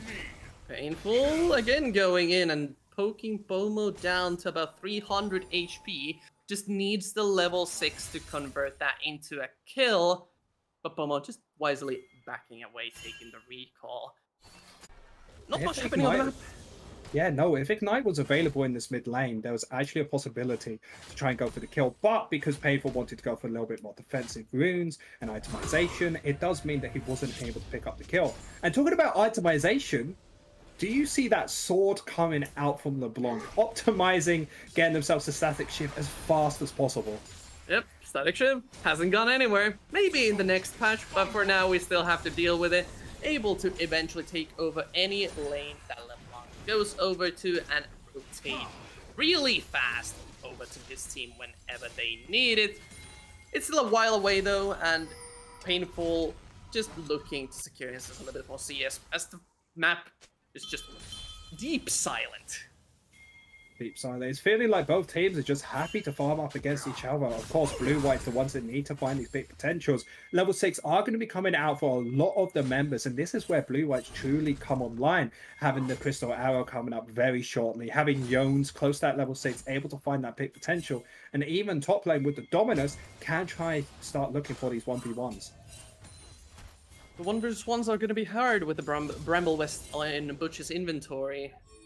Mycash really needs some help on the top side they want to look for it, but I don't know if this was spotted from a ward or something, or they're just happy with the pressure bot lane is starting to put out as they approach level 6, but this dragon getting melted down, and Imp will easily be able to secure that one for the side of LLS. Next up would be the Herald. Yeah, it mostly just came down to the pressure they had in bot and mid lane. Having full priority over that just allowed Graves to walk in, able to pick up the Dragon for free, and now 2 control wards into the red side of BlueWhites, able to spot out Kha'Zix when he's going to come down to try and finish his camps. As Graves has just been so fast at clearing, he's trying to go into the enemy jungle looking for as much gold as he possibly can. The gold is coming in strong, but the power spike still missing. Level 6, nowhere near for these 2 Iron Lands. The Nidget has to instantly cleanse out. MKR is the one with the level 6 Ignite on the Nidget. It's level 6 now, has Featherstone, almost has to flash out, but followed up by Nidget. Secures the first kill, but traded over by MKR, still has a ghost ticking. Emp is here, approaching fast, gets spotted out by something, not sure what, but it's just no way out for MKR. Easy, secure. Can also clear out this wave if they want, as EMP is going to have more gold into its pocket. So it's a really good idea coming out from BlueWhites, hitting that level 6, able to get themselves to first engage, but because of the tick open midgets, having the flash and cleanse, able to get instantly out of it and turn that fight around. But on top of this, we did see that BlueWhites, dangerous. Yeah, you could say this is a bit more than dangerous. Boltox just getting caught out in his own jungle, trying to clear this ward. Still wants the ward. Support brain go brrrr as he's just playing with his life. Dr. Chaos so close to getting himself another pick off. MKR nowhere near. He just went to lane. They are going to give this one up. Now he is still looking for this ward. He is hunting for it as much as possible. We're going to have to see if he's able to finally pick it up. 4 auto attacks away. There's one. Hit the second, going for the third, control ward down, hit the 4th, and this is why I should be the play-by-play. True. Just true. What can I say? It's just immaculate play-by-play calling. The ward had really no chance. Just really nicely played by LLS, abusing the bot side advantage that they had, able to steal away some more resources from the Kha'Zix, and the Herald, although being secured by Jones, they don't really have the power anywhere to use it. And even more importantly than that, Umbral Glaive has been finished by Jones, and now the damage will be coming through. But no matter about the damage, there is still a significant lead for this jungler of the Graves. Already picked up 1 kill, already got that Dirk in his pocket. After this reset, may be able to finish off his own Umbral Glaives, get himself a few boots as well. It's just really well played from the jungler of EMP, just showing up Jones so far in this early game. The map is just so silent. Nobody's really doing anything as there's nothing to play for. Nobody has siege. There's no real lane-winning matchups. So you look at the CS, sure, there's an advantage in the mid lane, but that's dude LeBlanc finally finishing the static shiv, just shoving this Azir in constantly. But the plates, only 1 gone. I'm not even sure if Painful got the gold from it. Bot side, it's just defense, defense, defense from LLS until now, as I think Death Charge is off cooldown. They don't have the flash, but Painful wants to go in, does the distortion, but won't find the chains. They were looking for the offensive play, but won't find anything. Yeah, BlueWhites actually trying to start a fight before that because they had the Rift Tail trying to look for anything. But you talked about the static shiv, and that's the reason they couldn't do anything. LeBlanc pushing out this mid wave, coming down, making it a 4 versus 3. So all BlueWhites could do was just run away and get themselves out to safety. Nautilus getting arrowed up, but Imp is there waiting in the brush. His double charm. Teleport now being channeled from the LeBlanc. Voltox getting really low as F-Josh finally finds FKR. They have the follow-up hook, and that's already 2 kills going over. Nice! Shurima Shuffle gets 3. Jones is there as well. Let's see if they can pick any kills up. They find 1, but at what cost as Painful secures the double kill. Too little, too late from the side of BlueWhites. Just the first move from LeBlanc is just too powerful as they're able to pick up 4 for 1 and even 2 tower plates, 2 midget. Drake isn't up, so fortunately BlueWhites will not be losing that as well. But that is a significant goal lead over to Lightside, especially on this Graven LeBlanc. We're going to see the replay here. Talk me through this. Well, it all really comes down to a Khan finding a great engage. However, he just gets tanked up, ultimate lands onto this Ashe. They just can't get out, and now the rest of BlueWhites trying to come in, but the rest of your team's finally dead. Shurima Shuffle doesn't put them under tower for too long, allowing only 1 tower shot to go down because Ziggs tries to jump in to get 1 kill. But from there, it's just truly over. It's just the team was just too slow at trying to move. Yeah, it was all about BlueWhites starting to fight with no information. They thought they had caught out Dr. Chaos on the Nautilus, but Imp was waiting on the sidelines and able to punish really, really well. And it really just goes into what Lightside want to play, because we talked about last game, their biggest issue was they didn't have many answers for the engage that BlueWhites tried to do, but now they finally have. Xayah is a champion that is great when people try to engage onto it. Nautilus as well, able to find great re-engages, has so many stuns, so many forms of CC to stop this, and this is really showing how these fights are happening. And now the dragon has respawned. The mountain is getting taken down by Emp and Gang. No real way for BlueWhites to contest this, as, well, mycash still hasn't really gotten anything done on the top side of the map, and almost stuck under the tower due to the LeBlanc static pressure. And we can just see, even though that he's towards his top side, Renekton doesn't have a significant lead. Neither does Jones as BlueWhites bot lane, even though they had pressure in this early game. Now has to basically alleviate all of this because they're just so scared of EMP being constantly down here. Yeah, we saw a small skirmish on the minimap there from the jungle top duo. Well, bot side, we could have a dive in as Dredgeline misses, so that's 1 key CC down. Teleport now being channeled in. They only stun up the Nautilus as MKR just melts. And Voltox in the midst of everything will die. Shurima Shuffle misses completely as LLS just picks up 3 freebies. Yeah, Shurima Shuffle really just showing off. Jones! Right? He's there! He picked up a kill! Imp just walks into the push that Conflicts was waiting. That's a shutdown going over, but still falls after a small consolation prize for BlueWhites, but it's just not looking good. And on top of that, did you see the teleport from mycash was actually used towards his bot lane, but Bucci, having him the Q3, was able to stop him from going there. So great play coming out for him, getting rid of the teleport and stopping BlueWhites from changing the play. As it just feels like BlueWhites, with the pressure in this mid lane, in this bot side, because of Yo's being so far behind and Pomo, what can you really do against Lightside? All they can do is really just huddle up as much as possible, try and farm up to your 2-3 items, and then maybe there's a chance for BlueWhites. What can Pomo do? His best. I think that it's gotta count for something. I hope at some point, because being this far down at 14 minutes in, 11-3 and a bunch of plates, it's not looking good. And with the crown now being built on Pomo, he is going to struggle to deal the burst damage that Azir is so famous for. Wait a second, this top lane could actually be a fight coming out from BlueWhites. Actually opting to not go for it because of the Featherstorm being up for Xayah. But still a very good opportunity for them as BlueWhites are trying to hunt back as much as possible. But there's just nothing you can do in this mid lane for Pomo. You just see the power of the static shift. 4-0, having the static shift plus the lost chapter. Painful can just clear these waves instantly, able to be first for his team. And this is why we keep seeing this item just everywhere. Well, everywhere being LeBlanc.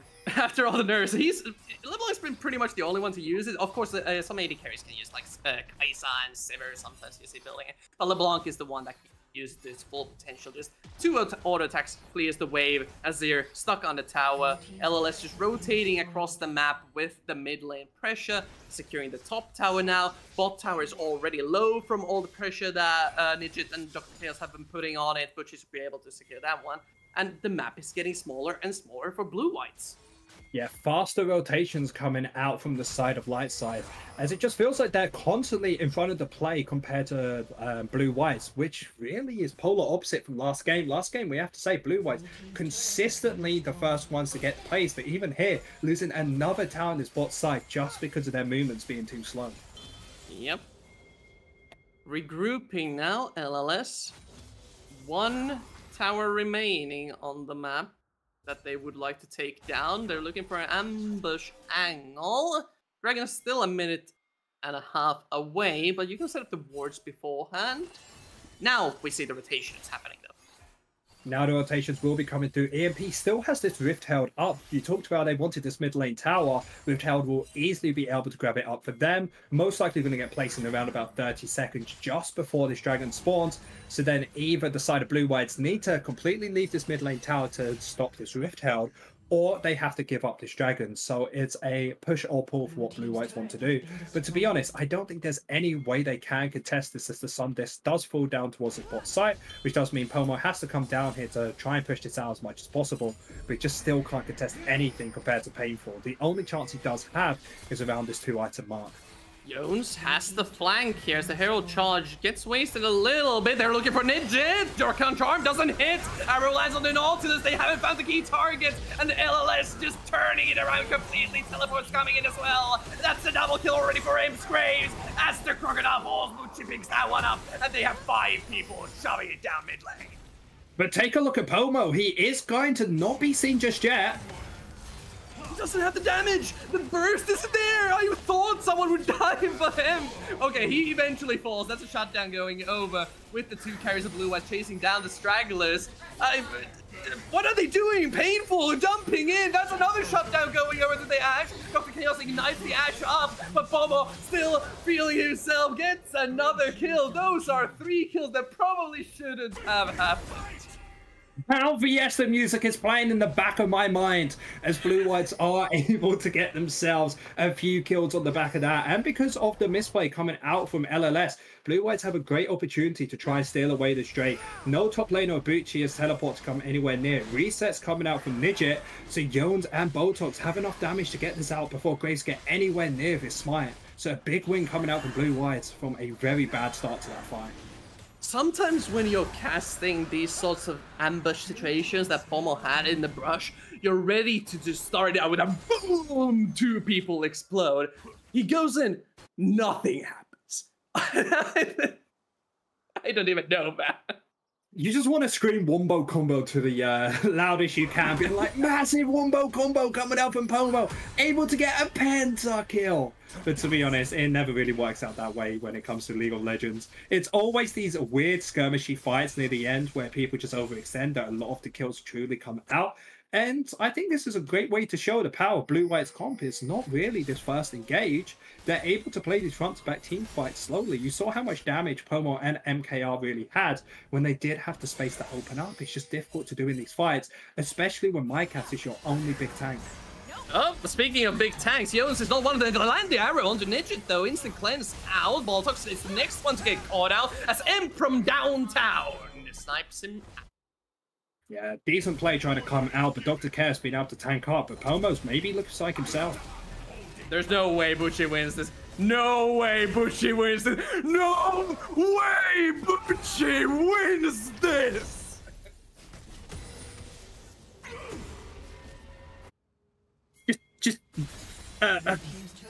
Words are hard to describe Cassante some days. This man has built armor, a Barmy Cinder, armor, and had himself one little bit of magic resist, and that meant that Pomo dealt 0 damage. This is what a 2023 champion really looks like. It looks so good for Pomo, and then it just completely falls apart. Oh, speaking of falling apart, here's Baltox again getting caught out by the LLS squad. They're just living inside the jungle. Oh, never mind. It's not the Rakan gets caught out. My cash is too far now. LLS, I can see them at my fridge. And both teams are just going absolutely wild now. It feels like this game is falling apart just a little bit from the side of BlueWhites. As one person gets picked off, then another one is Bucci. Going for that 1v1 is a little bit overconfident here. Well, it's a 1 versus 2. BlueWhites still trying to melt through this tanky member of LLS. Meanwhile, they've taken the Baron. MKR, sure, he secures the shutdown, but now they have to deal with the rest of LLS approaching. Painful. Double distortion. Able to find Jones. Ethereal Change won't be able to finish off the kill, as Empen won't be picking that one up either. What they did get, though, is the Baron and the priority to shove down mid lane once again. At least they were able to pick up a kill on the back of that, meaning that only 4 members on the side of Lightside have it. I'm expecting resets to be coming out very shortly, as they are trying to get as much gold as possible, stealing away everything they really can. And from these resets, being 7 and 2 on the side of EMP, next time their Baron really shows up, they're going to be super powerful. As we can just take a look at the difference in all of these lanes. 2k in this jungle, just showing how strong Graves has truly been. And even in this mid lane, 2k yet again. Even in this bot side, having a 6k gold differential in your main carries, it's so bad from the side of BlueWhites.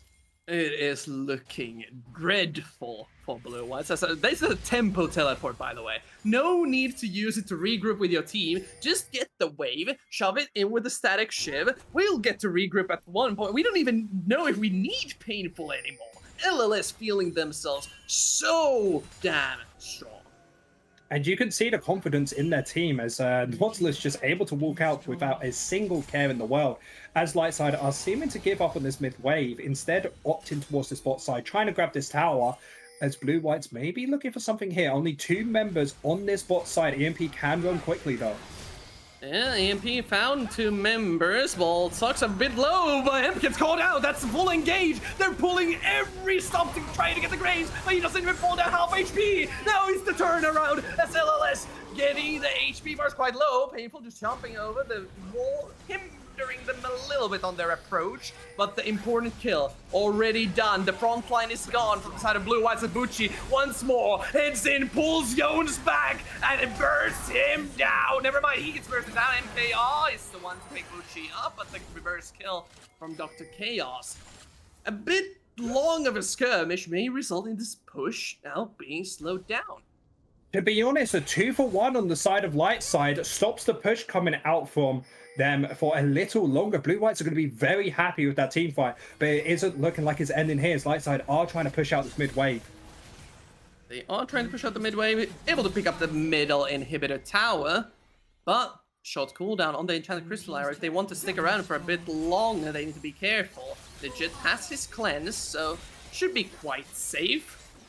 Bot side and top side, recall's just coming out. They're going to retreat to the dragon. Now, Bucci does have to teleport towards this dragon, so I don't think any contest will be coming out from BlueWhites. What they need to do, try and push out this top lane wave, make sure to try and maybe even look for this tower with the amount of priority you do have. As Painful maybe looking for my cash, does have 2.5 items, does quite a bit of damage, but I don't think he has enough to really do it. So instead, opts to try and clear this wave as much as possible, as Dragon does finally get taken from Lightside to get them onto Soul Point. Yeah, may have 2.5 items. Do they do much? Not really. Not really. It's kind of the same thing with Azir, with the crown being there. We already saw it once. The burst just doesn't happen.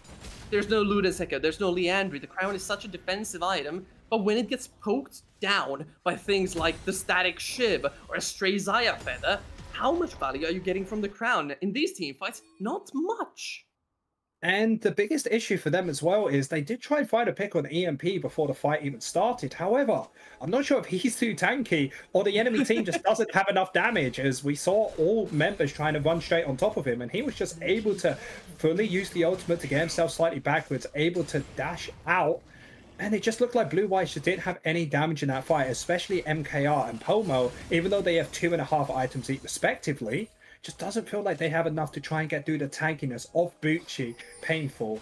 Oh, sorry, not Bucci, Dr. Chaos, and EMP. Yeah. The damage is definitely the problem, but for LLS, the problem is sieging us. They don't really have anyone who can hit the towers safely at the moment without Baron. Sure, LeBlanc's split pushing down the bot side of the map, but with the Renekton there, it's a hard target for the LeBlanc to kill, even with 3 items. I'm not sure. Does LLS just wait for the Baron in a minute, or? I think the best option is to wait for the Baron, like you said before, because you said about how hard it is for them to truly push out their waves. They have easy ways to push out the waves, but they don't have easy ways to take these towers, and the Baron minions do it just completely for them.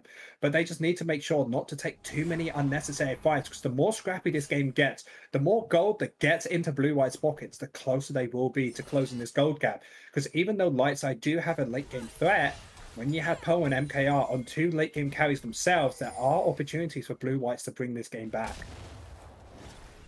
It's going to take a huge opportunity for them to bring the 10k gold lead back from the depths of the graph.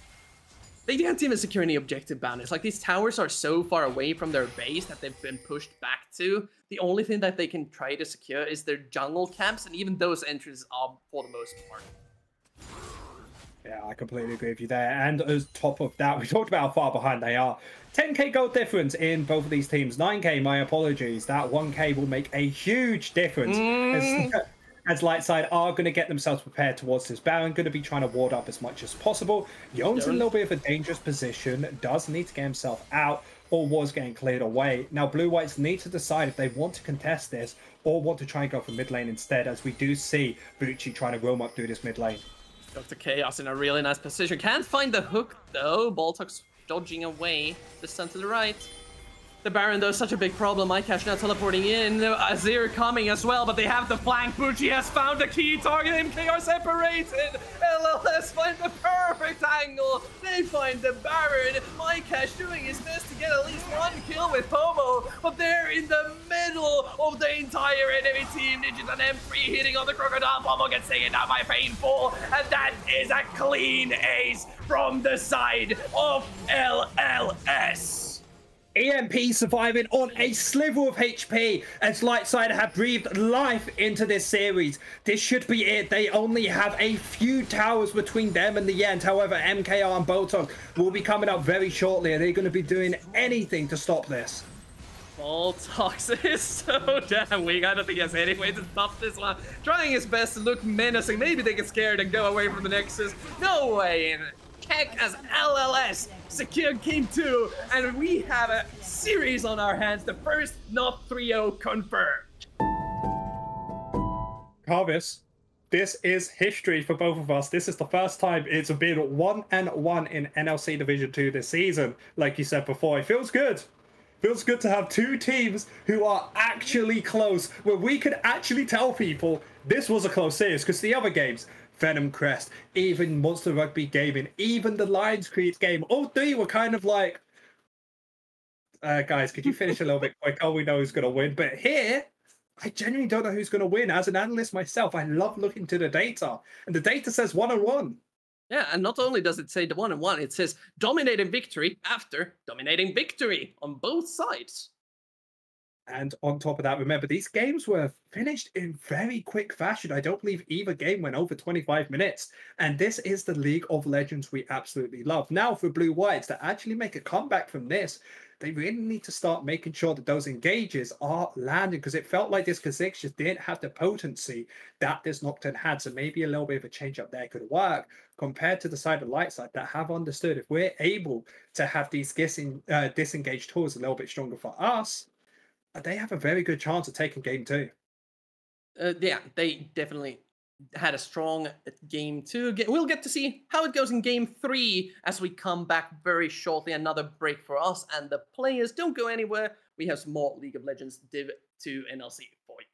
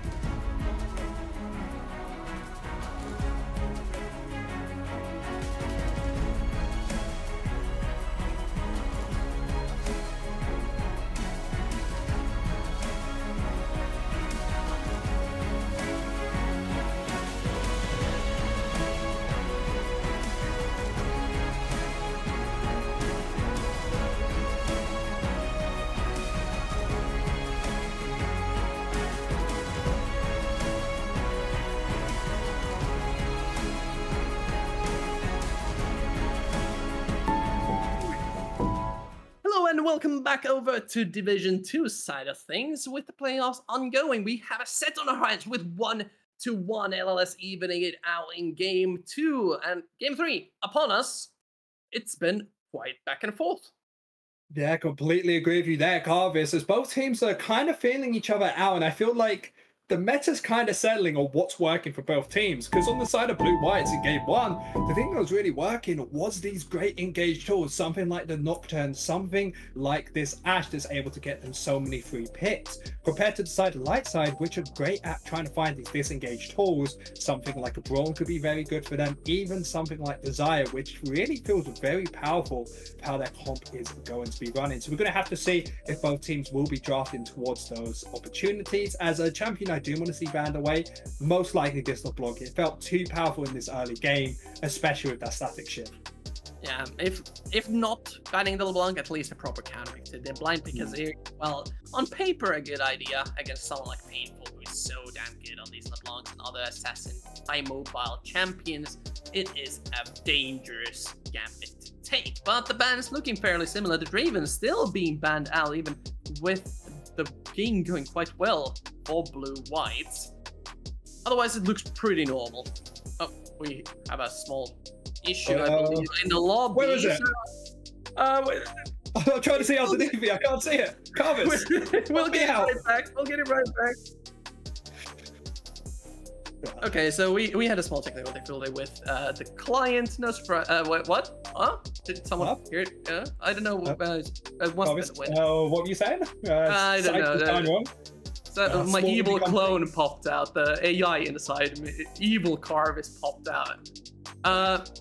Anyway, we'll get the draft right back with probably the same bans as well. Talk to me about the bans. You already talked to me about the LeBlanc? You already mentioned the LeBlanc. Is there anything else you'd like to see different from the game? Well, I think probably banning away the Nocturne on the side of Lightside will be really beneficial to them, as it just feels like whenever BlueWhites are able to find these big engaged picks, you just need to get them out as much as possible. As well, Tristana still think should be banned away, because it feels like Pomo and Painful had two very different games. Pomo in the first game, when he was on a comfortable champion like Nico, completely decimated Painful, compared to the opposite side, when Painful was on a comfort pick, he was able to just decimate Pomo on the LeBlanc with constant pressure in the mid lane, constantly able to roam. So I'd love to see both of them maybe on a little bit more discomfort than each other, so we can have a little bit more of a closer mid matchup. Yeah, the problem with banning someone like Painful out is that it's very hard to do. It is very painful to do. There's so many comfort picks this guy has, even though some of them may be off meta. If the draft fits it, they are not afraid to pick them. Oh, the draft is back. It appeared out of nowhere right into the screen, and we're gonna see the same two bans here. What else is gonna be? Are there gonna be any other changes, like the Cassandra, for example, seem to have a big impact on the top side matchup? Well, I don't believe Cassandra is going to be getting banned away, because the Renekton seemed to do pretty fine into it in the top lane. Of course, wasn't actually winning out too much except for the early levels. However, it still has teleport up and available, most likely top lane. Kind of does the same thing as each other. As Renekton, talking about the champion, does actually get banned away from Lundqvist Lightside. Thinking that MyCash has been a little bit too comfortable on it, having it 2 games in a row. We're going to have to see what BlueWhites wants to do up against us. Do they want to ban away the Cassandra because it's a little bit safer? Nope. Instead, banning away the flex pick off the rail.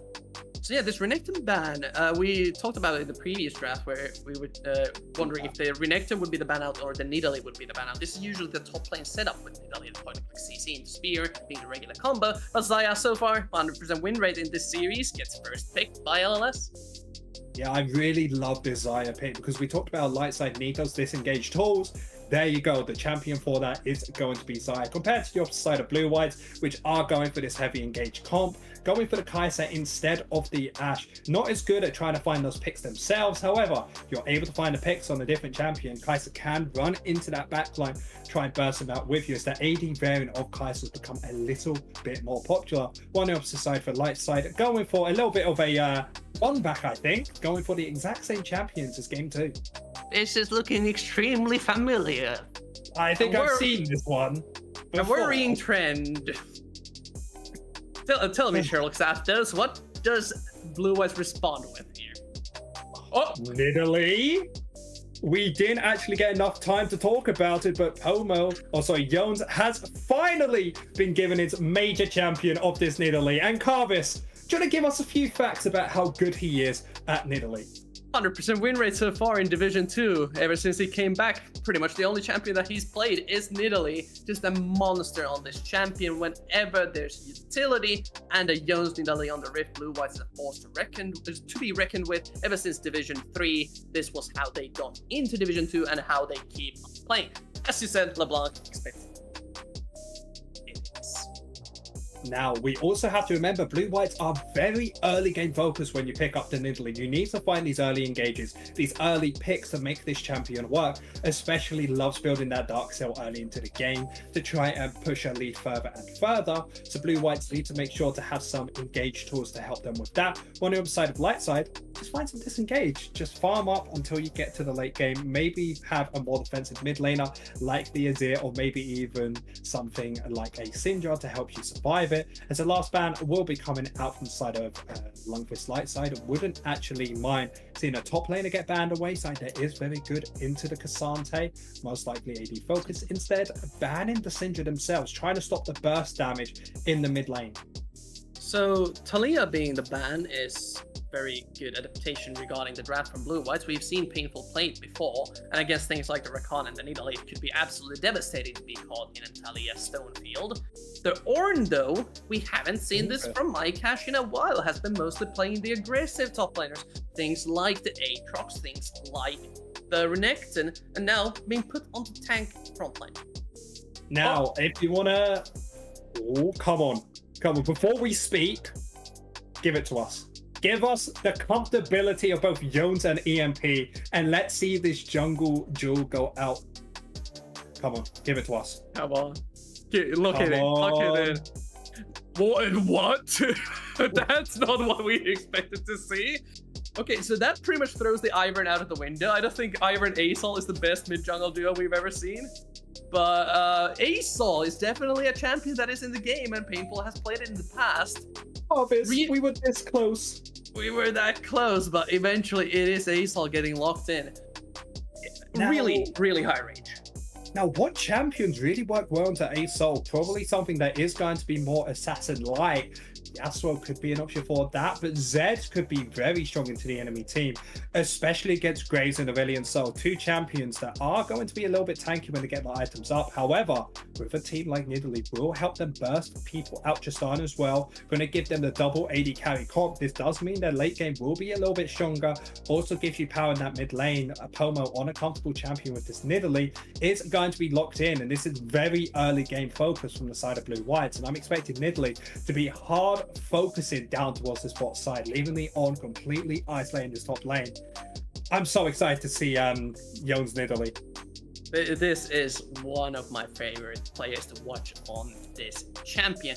But let's not ignore completely. Bommel got the Tristana that you were talking about earlier. It went through the draft, got last pick. Usually we see it as the flex pick, picked early on, but this time it's the counter pick into the Aurelion Sol. Will be able to put in the early pressure, and this composition honestly seems like the Ivern double AD carry composition without Ivern. Imagine we switch these junglers with EMP onto BlueWhite side. That Ivern would be instant locked into this team. Imagine instead of the Rakan, you just pick up a Braum instead. You're just a full, just race the two puppies, get yourself to this late game. But sadly, because of the two members not being on the teams to make that happen, Lightside still are going to be very late game heavy focus, especially with the Aurelion Sol that will just try and farm up. But it's going to have a very tough time doing so, as you're going to have Justana constantly jumping in your face, constantly having that pressure, allowing him to roam a lot around, expanding the static shift to be coming out as well in the mid lane, just to keep that pressure up, which allows Nidalee free range to really go wherever he wants. And we said about how if we wanted to play near the spot side, she could even try and go for 1v1s against this Graves, as he will be stacking up grit, which is only armor, so Nidalee will be able to burst out Graves pretty quickly if she's able to hit a spear or two. Big if. When? Yeah, okay. Yeah, but we'll get to see if the spears hit or if we have another Junkos on our hands as Game 3 is about to start. for BlueWhites against LLS, looking to get the advantage back on their side. Level 1, do we see another repeat of game 2, or do we see another 5-pointer?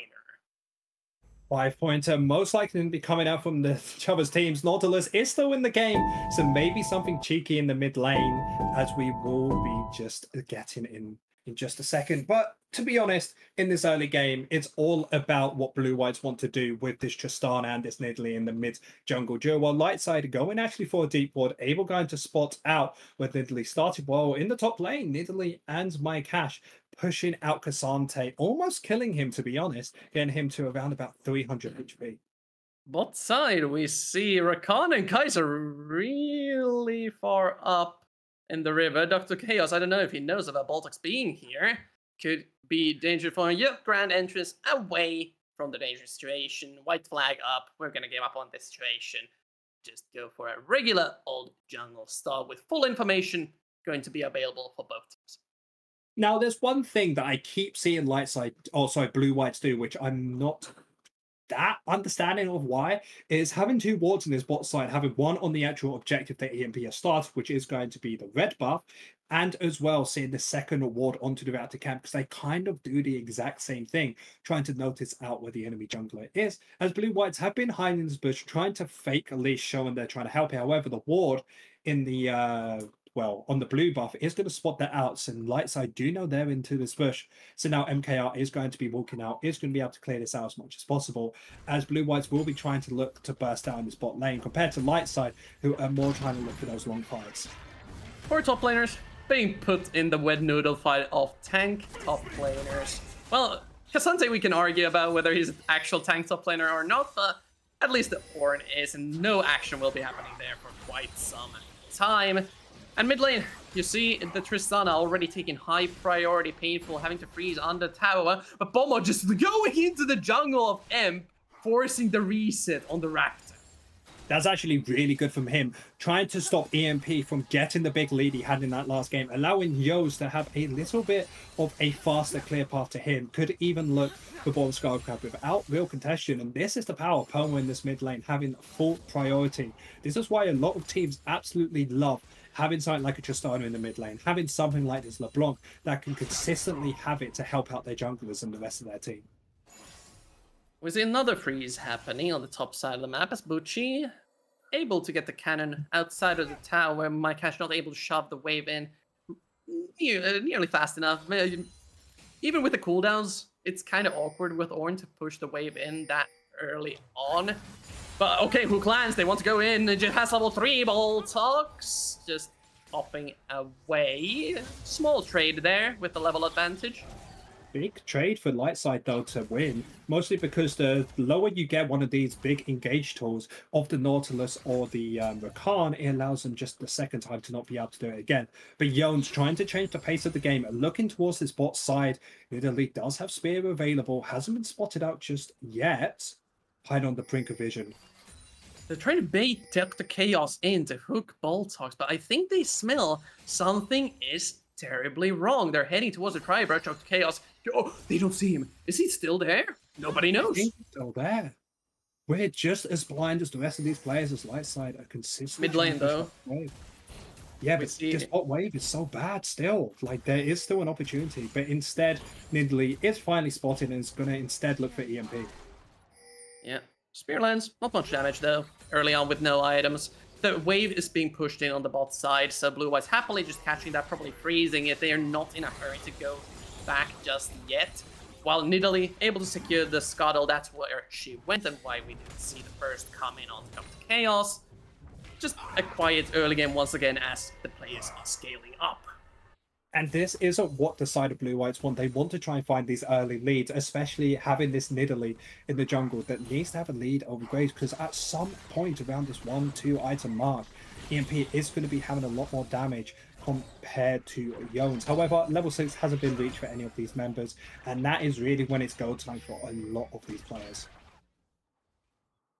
Go time, still long ways away. No advantage on any player to really speak of. The only one like Okay, sure, the Ornn has a small advantage, but that's Ornn with the bombies. Enemy hasn't backed it. Bucci running out of mana, also really annoying for him regarding last hitting. Bot side, Blue-Whites in their comfort position under the tower, farming up. Yeah, you talked about how it's a little bit difficult with the mana issues on Bucci. However, teleport is up and available, so not too many issues there. As both junglers, or sorry, both top laners do actually opt on walking back to lane instead of teleporting. My bad, Bucci actually deciding to teleport instead. As this mid lane is still farming up as much as possible, Dragon has also spawned, expecting Blue-Whites to try and go for this early fight, especially because of this Nidalee. They need to start getting these aggressive plays happening.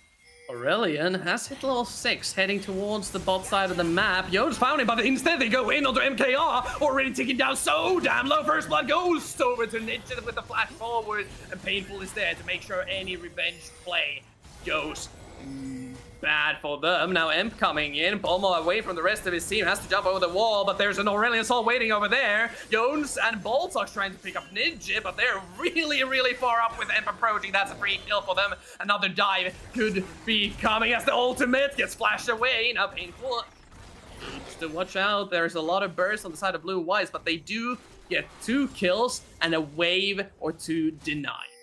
And not even that's the best part. They're also able to have priority in bot and mid lane and scale up very happily as they got themselves around about a 1k gold lead. EMP is trying to take away the Skull Crab. Jones is trying to contest. If he's able to hit a spear, might be able to do so.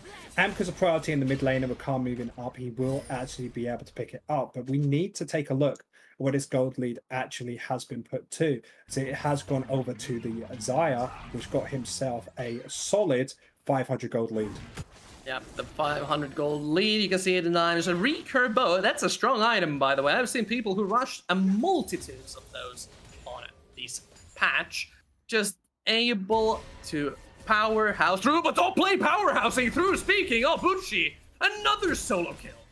Another solo kill going over to Bucci, just showing how strong he really is in this top lane.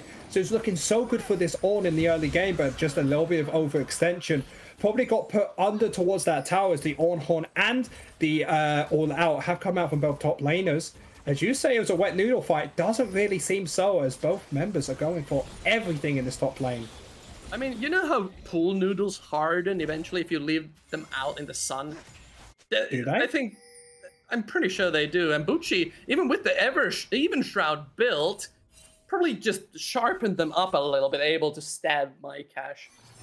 I actually really like this Even Shroud build, mostly because it does help his main carries by dealing more damage, especially with an Aurelian and Soul and a Xayah later on into the game. Any extra damage they can have will always help, because you really just need to be a disengaged Tor and just be a big tanky frontline. As we have got ourselves this 8-minute mark, Rifthold is up and available for both teams to take.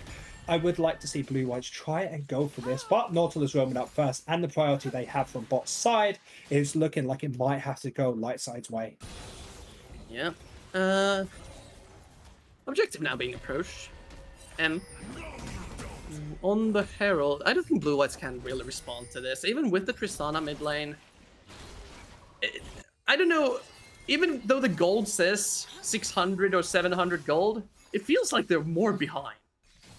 It definitely feels that, because they are trying to be an early game comp. And one thing around this bot side is we see that Rakan hasn't roamed up and he's trying to look for side bot lane. There's just nothing they can do because of the Featherstorm being up and available for Desire. And this is why team players absolutely love this, as also Pomo's able to pick up a little bit more gold in towards his mid lane, pushing his pressure just a little bit more. But with the same CS, it's still very good on the side of Lightside. Now, again, we see Bucci with the trades, just pressuring MyCash a little bit. We already saw that he has the kill power to pick up solo kills if MyCash positions badly.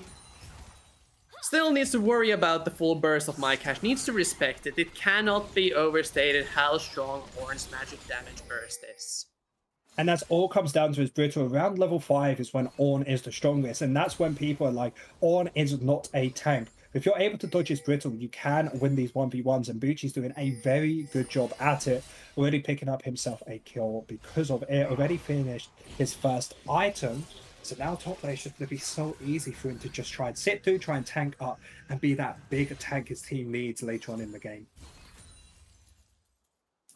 Nah, LLS again looking to siege down on the bot side, but this is the weakness of Xayah. Even though she's really good at retreating, the sieging part can be a little hazardous. Boltox and MKR, of course, not feeling themselves just yet, don't have the power spikes nor the levels to go for any sort of hard engages when Dr. Chaos is ready to peel. For now, the playings do go to the side of LLS, but Tristana, meanwhile in the mid lane, doing the same thing. Yeah, small win coming out from Tristana, actually able to finish off that call, getting so close to that third tower play. So again, a small lead in the mid lane, which she's going to be very happy with. With her reset, should be able to get herself boots. So they need to be scared. BlueWhites. Okay, they find the hook on the correct target. Nidget takes, MKR takes a bunch of damage from Nidget. Has to exhaust and pop out with a killer instinct, but that's already a ton of cooldowns burnt, and Emp is there with the Hero Flash who comes in. That's another nice pick off almost from LLS, but the pressure still coming in. Painful on the rotation now, and there's no teleports to respond to this with. Herald now summoned, MKR could still be in trouble as Pommel gets zoned out in the river. Tower shots tanked. Jones on the back lines, looking for a way to get a spear in, but LLS smells that this could be trouble and backs off. Yeah, BlueWhites just always on the back foot as they need to use all of their abilities to get out flash and exhaust use from MKR. So it's going to have a very tricky time, especially in this early game for the next couple minutes. How? Oh my god, painful coming out with the damage against Pomo. Oh, not against Pomo, only Jones getting caught in the jungle. Was counter jungling a little bit painful. Doesn't really care for walls, just flies over and burns his HP bar down. Has to flash away. Did get most of the camp though. A small win and a small loss. You can probably decipher which side is which.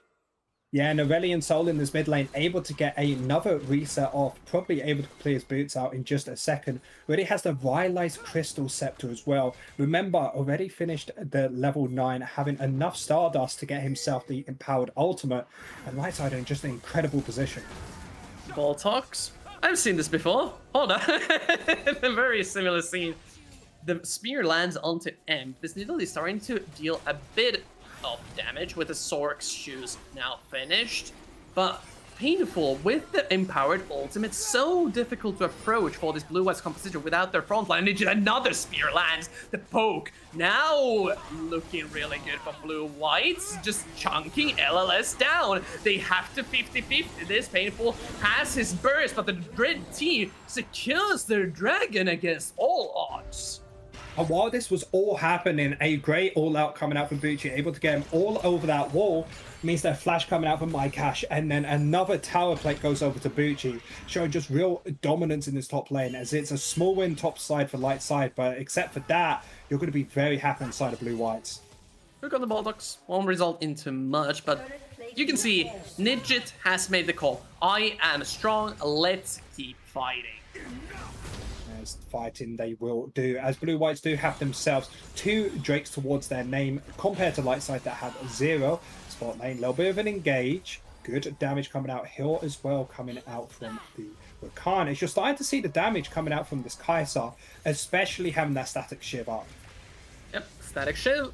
So good in controlling the wave, controlling the pace of the bot side, but on the top side, the pace is controlled by Emp and Butch. Yes, Mike trying to get punished with no flash. Horn will hit 2. Yon still not in range to get a spear combo in, and that will most likely just be peeled off. Nidget, meanwhile, on the bot side, really low, just burns everything to survive this, but here comes Painful, and deal pain he does. Nidget picks up 1, and Painful another. The play gets turned around. The Guardian Angel of the Aurelion Soul comes down, uses a huge ultimate to save Nidget from even dying, meaning there's going to be a 2-4-0. However, this does allow Pomo to get quite a bit of burst off into the mid lane, only a few more auto attacks away, able to pick up first tower, 450 gold into his pocket. And even though this Tristana hasn't been moving, having that call on top of that and a full tower to their name, they're going to be so strong after their second bat. Painful So far, fairly happy with how this game is going. On this Aurelion, Sol has been able to get those roams out of the bot side. Even with the other members quite strong, especially the Azaya with 3-0-1 has the Pack and Slay. Jones feeling the pain that Painful can deal out. Emoji, by the way, solo killing once again. I feel like you might have to give up Rift Out now if I'm the side of BlueWhites. Not 100% sure, man. Maybe they can send the Rakan to steal it. Well, sadly, they were getting a loss there. However, Tristana in the bot lane should be able to get quite a bit of damage on this top lane tower, as the side of BlueWhites are instead going to defend mid lane as well. But we're going to have to see if Tristana is able to pick up anything on top of this, because it will get counteracted by Lightside in the top side, picking up a tower of their own. Yep. Again, Bommel just hammering down on these towers, able to secure the local gold. But Tristana not really participating in any skirmishes just yet. Having a hard time converging on this objective, except for the one dragon, but LLS were able to retreat out of that one. Can BlueWhites even find a proper engage with this map situation? To be honest, I don't think they can go for a 5v5, especially around this side that's already got 3 kills to their name. Cassante as well, they teleport in, is going to be huge in these big team fights. Fortunately, doesn't have to teleport up, but still, I think it's a very tricky way to play. The only chance they do have is around this Tristana. Take a look, 2 items already completed before anyone else. So if Tristana is able to maybe pick off something like Desire, something like Painful, that's really the best opportunity for BlueWhites to be doing this. And the reason they can do this is by playing through these side lanes. Yep, the side lanes have been key so far. They are pinging towards the bot side of the map. Dr. Chaos here, hovering Painful. Bomo will be there to cover at least for the tower, but they aren't able to find the picks. Not even trying to find the pick, trying to find a kill at all, as it is 7-0 over to the wide, over to the side of Lightside. Really just showing the difference in these two teams in this game. As a little bit of pressure coming out from Painful, it's able to pick up bot lane tower, a little bit more gold into their pockets, as in the next 45 seconds, Dragon will be spawning. It will be the Hextech Soul, Hextech point for the side of BlueWhites. They are able to pick it up. So it'd be really good if they're able to do it here. And this is the best opportunities BlueWhites have on getting back into this game. Painful though, constantly farming up the Stardust, trying to get another big ultimate to fight with. Still a bit away, has 210 currently stacked up. But yeah, BlueWhites trying to set up the dragon, that's 10 seconds away, but LLS see this and are able to clear out most of the vision just with the sheer power that they're presenting, as MK has to flash away from Bucci. That's a huge cooldown gone. Now that the flash is up and available, it means that Dr. Chaos can just flash ult him, and there's nothing that MRK can do against it. We've held spawned in the mid lane, able to chunk the tower to almost finished, as Lightside have full control of this dragon, and it looks like BlueWhites are just going to try and give this up, try and farm around this top side, and get anything back they can. They do need some additional power spikes to be able to properly fight the situation. Another tower going down. That's now all the outer towers gone on the side of LLS, evening out the gold advantage a little bit, even though it's 7-0, only 2k gold difference. I think it should be mostly in the top side as well. So not the most horrible situation. The worst part about this for BlueWhites is that the Ornn can't really get XP safe. And that's really the important part, because Ornn starts coming around at this level 14 mark. We're starting to able to help his team get their major items. And the one champion we need to talk about is this Nidalee. It's been 90 minutes into the game and nothing really major has happened. And the best way to describe this is look at her Dark Seal. 0 stacks on it. That's not what you want to see from early game jungler. It is a problem for Nidalee when you don't have consistent setup for her in things like, let's say, Alessandra, things like the Renekton, with point-and-click CC able to lock down enemies for the spear.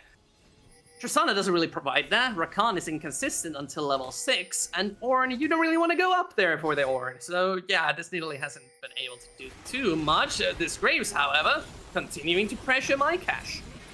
Yeah, isn't able to deal too much damage yet until he gets himself the armor pen at that third item. But BlueWhites may have a little bit of a think about trying to go for an engage. They could look for Psych mid lane here. EMP spotted out. EMP does get spotted out, just has to run away. This Nidalee is a little bit scary. Has Dr. Chaos on the sidelines to peel the cat away if necessary. Jones doesn't overcommit. But again, this congestion from BlueWhites on the top side here, they're basically setting up Baron Vision. It has just spawned, and they don't have the DPS, while Butchie finds Bomber on the back of the blue buff, and Gromp flashes forward. Oh no! He stopped the rocket jump. Bomber will get bursted down, flashes over the wall. Butchie chasing after him. Just needs to kite away to the best of his ability. He's just trying to get the kill before he falls down. Heal comes out from Nidalee, and now Painful teleporting in, gets caught out as well. Melts down to MKR, and BlueWhites find 2 critical kills. Tristana coming up with such a clutch flash out of there, and then the heal coming out from Nidalee, surviving on a sliver of HP.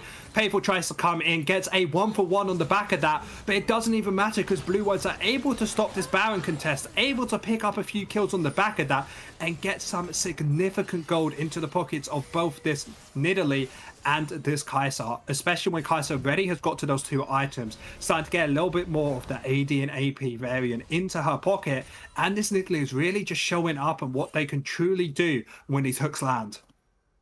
Yep, that was the first proper fight we see from BlueWhites as well. Though LLS did have a decent response to Butchie finding the pick and trying to, well, convert it into something. They eventually get the Tristana. That was so many resources burned, including Painful's massive ultimate. Painful's massive ultimate was so huge in that fight, and it's going to hurt even more as he has completed his 2 items. Getting very close to a point where you can't really contest him for anything, because even if Pomo dares to jump in top of him, I think Painful wins that 1v1 now. Yeah, it is entirely possible that Aesol has reached the point of no return on the side lane dominance, especially against the Ornn, who, well, what can Ornn do to Aurelia? Not much! He can walk towards him menacingly, that's pretty much where it gets limited to. Bot side though, Bomo, again, testing the waters with Butchie. Doesn't want to jump in though, because if he jumps in, all out was available for Butchie. Still doing the smart thing of playing a little bit more defensively, as now it's the game of BlueWhites trying to find the poke before the fight even starts. Oh, there's a fight starting. Bomo almost crits Butchie down on the clap back after the ult. Alec has to retreat away from the Tristana there. But, oh, these lanes are so volatile. One mistake can blow up the entire. One thing we're really seeing is Tristana's power on these side lanes. They have actually gone for the Bloodthirster for their next item, meaning whenever they try and contest Butchie, there's not much that he can do up against it. As Najit does push out this mid wave, Spear is very close but does not land. His Dragon will spawn in next 20 seconds, and BlueWhites, they're able to grab this, is going to be the Hextech soul point for them, so they need to make sure to contest this. They are contesting it. It's just really hard to approach through the Void Seekers and Spears that are being constantly thrown out by BlueWhites. They just need to commit to a play and go with it. Painful could have gone out as MKR killer instance away. Painful bursted down before the fight even probably starts. Now Emp out of position. Here comes the Ornn Horde, just bounce house. Goodbye, Graves. Goodbye, Dr. Chaos. Ninja is able to trade the kill probably over to the Tristana. Yep, there it goes. Finally finishes down, but Jones picks up the shutdown. And BlueWhites, another great catch on the carries of LLS. It wasn't just great, it was perfection for mycash, able just to stun up Painful before anything else can happen, allowing MKR to ult himself out to safety. And on the back of all of this, Baron has been started by BlueWhites, but Butchie may try and do something against this. Man, you do not want to go into 4 members, so instead he is going to run for the hills, as BlueWhites will be able to pick up this Baron. Yeah, what a turnaround from BlueWhites, being down gold for pretty much the entire game. Now 2k ahead of incoming Baron power play. Talk me through what happened. Just look at this. There's no talking needed. Incredible stun up, and now the ultimate coming out from MKR, getting him out to safety, and now it's looking bad from the side of Lightside. Tried to run away, but guess the Ricard, what can you really do, especially with an Ornn Horn on top of that? Tristana jumps in, able to pick up 1 kill, tries to go for the second, but dies on the back of it. But Jones having enough damage, able to get that 700 gold bounty, and able to pick up the Baron on the back of that. However, Lightside punching a little bit back, getting themselves the Drake instead. Yep, had tempo advantage to the reset after the Baron. well, pretty much always happens. BlueWhites just not there to respond properly. What they do respond with, though, is the incoming push from a multitude of angles. They again send Pummel down to the bot side, and when Painful shows, he could get all in instantly. MyCash lurking around in the shadow. Well, I think he got spotted out there, so now the plan is pretty much clear from the side of BlueWhite. Omo's already getting his item completed. Just Stalna going in. Oh, he cancelled the hood robber! Painful! He was just barely alive, but the final auto attack is enough. That's another nice pick from BlueWhites. Pommel feels the power the ornament gives him and instantly puts it into full use. Now, the main wave clear against Baron is gone. It's been so frustrating ever since Aurelion Soul's rework to push against this champion. He can just eat the Baron minions and then melt them down. He's gone. You can't play Painful into Poma, especially with these two champions, as you can just see how strong this Tristana is. Jumps out, Nautilus doesn't have the engage anymore. Top side, Bucci's trying to do anything he can, but having this Baron minion left and having no one who can contest up against it, it's only matters of seconds before this bot lane tower should fall. Bucci doesn't have his teleport. This is entirely commanded by BlueWhites. They're in no... They can't get flanked, basically. MKR's pressuring the mid lane as Jones is hovering there. Sure, Painful respawn, but he has no ultimate. Mid lane tower already chunked down to half HP, and bot side inhibitor is completely bare. BlueWhites just really, really good rotation, even with the small reveal early on from Mike. This game has completely flipped on its head, as now BlueWhites are in a significant lead of 3k, and these Ornn items are becoming our. And something that we haven't talked about is take a look at Kaiser's main build. It has Leandries in it, so looking like they're trying to go for the pick comp is their way of doing this, by trying to poke him out before the fight even starts, as Graves is trying to go for a little bit of warding up. Baron will not be up for the next 2.5 minutes, so it will alleviate some pressure from the side of Lightside, where they can try to farm up a little bit more, because remember, the longer this game goes, the better Lightside's team comp is. I heard you like spears, but what if I threw another spear with your spear? I'm not sure how to feel about that, to be honest. I would probably die. I know how LLS feels about it, and they don't like it, because Jones and MK are presenting a huge problem in this sieging situation. That Doctors gets jumped on. That's an easy pick for them. Another Aurelion Sol ultimate doesn't really get much done, and that was the point in the big back one. Yep, Bucci teleports right into BlueWhites, drags the Nidalee with him. That's a shutdown going over. MyCash uses his own ultimate. Won't get any follow-up with it, but another tower will fall, and now most cooldowns burnt on both teams. Pommel once more, though, hops in. What are they doing? They're just going... This is just ARAM now, just throwing abilities at each other. I thought they were going to back off. It's looking like both teams were going to back off, but now Lightside losing that fight may even lose their top tower for this, as Pomo has finally got on top of it. Just seeing the amount of damage he can really deal, and they should be out for free. Dr. Chaos does have the dredge line if he wants to try and go in, but the jump away from Tristana will get them out to safety, and now everything finally cools off just a little bit. Only 1 minute till next Dragon, only 1.5 minutes until next Baron before Lightside have to take another fight, because their base, they lose another fight, there's an opportunity for just 2 inhibitors to get taken down. Could be the whole entire base instead. Yep. We gotta bring in up Bucci. What looked like a mistake teleport instead turns it around completely with the perfect all out through the wall, bringing the Nidalee and preventing the incoming siege situation. Now, though, they have to do it again, and this time they aren't in the safety of their own base. Emp just marching forward, no fear. Imagine if BlueWhites had been there, just confidently playing to his team's strengths. Painful just needs a couple more XP points to get level 16 though. Yeah, Nidalee gets himself the increased damage from the Ornn ornament, so that is definitely going to help out, but priority coming out from Lightside means the BlueWhites have to walk into them, and if they're able to find a good choke point, there's a really good way for this Aurelion Sol to be super powerful. But MyCash is walking in. Bucci just frontlining for all the poke that's flying out from the Nidalee and the Kaiser. Hook barely doesn't miss. Yeah, Kaiser's just not missing. Bucci already down to half HP, and the poke keeps on coming. My Cash, good reaction on the W. Nidget has already taken a bunch of damage. Here comes the Orin Horn, painful, then caught out once again. Aurelius Soul goes cold, and Nidget also jumps in the back lines as BlueWhites just marches onward. Won't get the resets just yet, but MKR, Seymour have finished Sniper. Kill after kill, and that should be another Baron coming up for BlueWhites. Call him the American Sniper. These W's just do not miss. And on the back of this, they should be able to pick up the Baron, should be able to pick up the Dragon as well.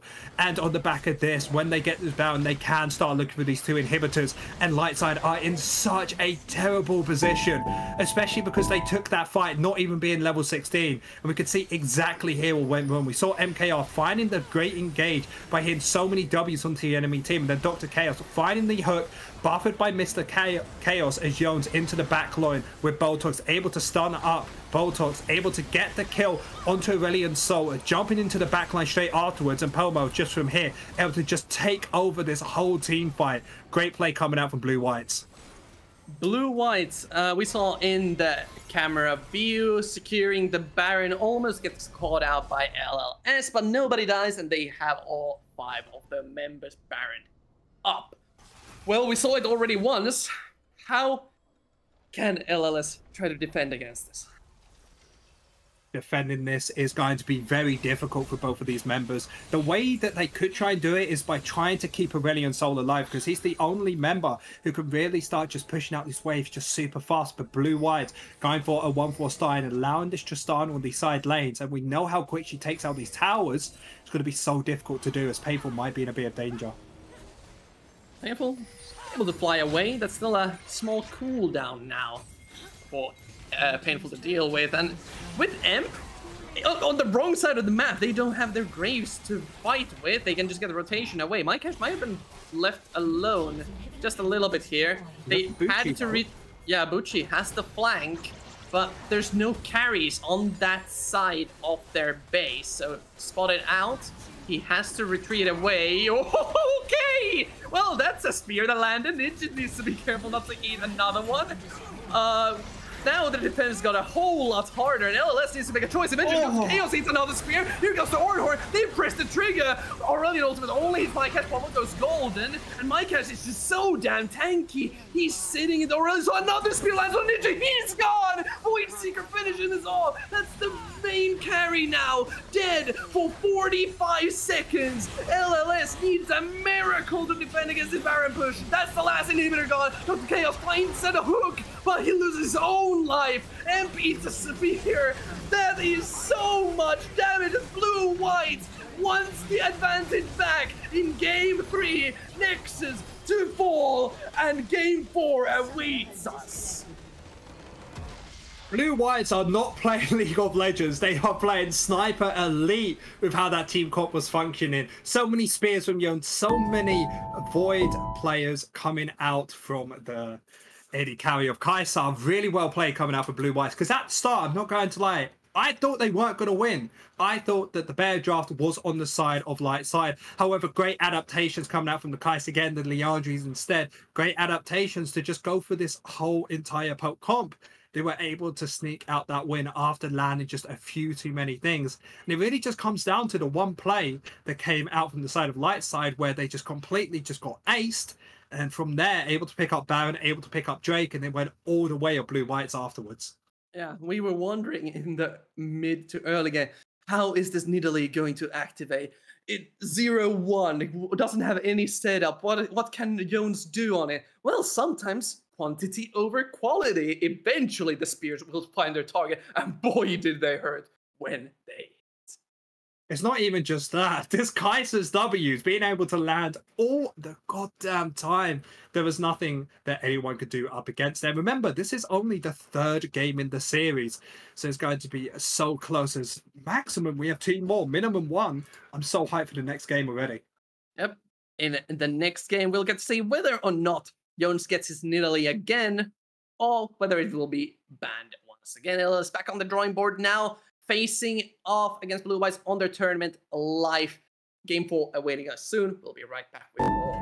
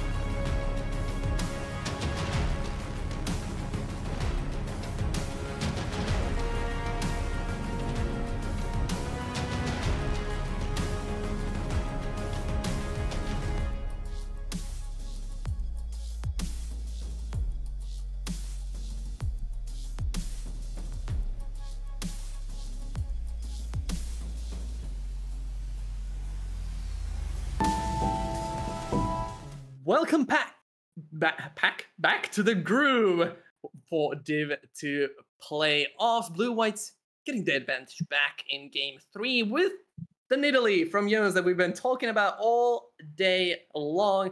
Well, we can't ignore the Kai'Sa and the Tristana, of course, they had their part as well. But important thing, they won game 3, and now LLS, ball is in their court. What are they looking?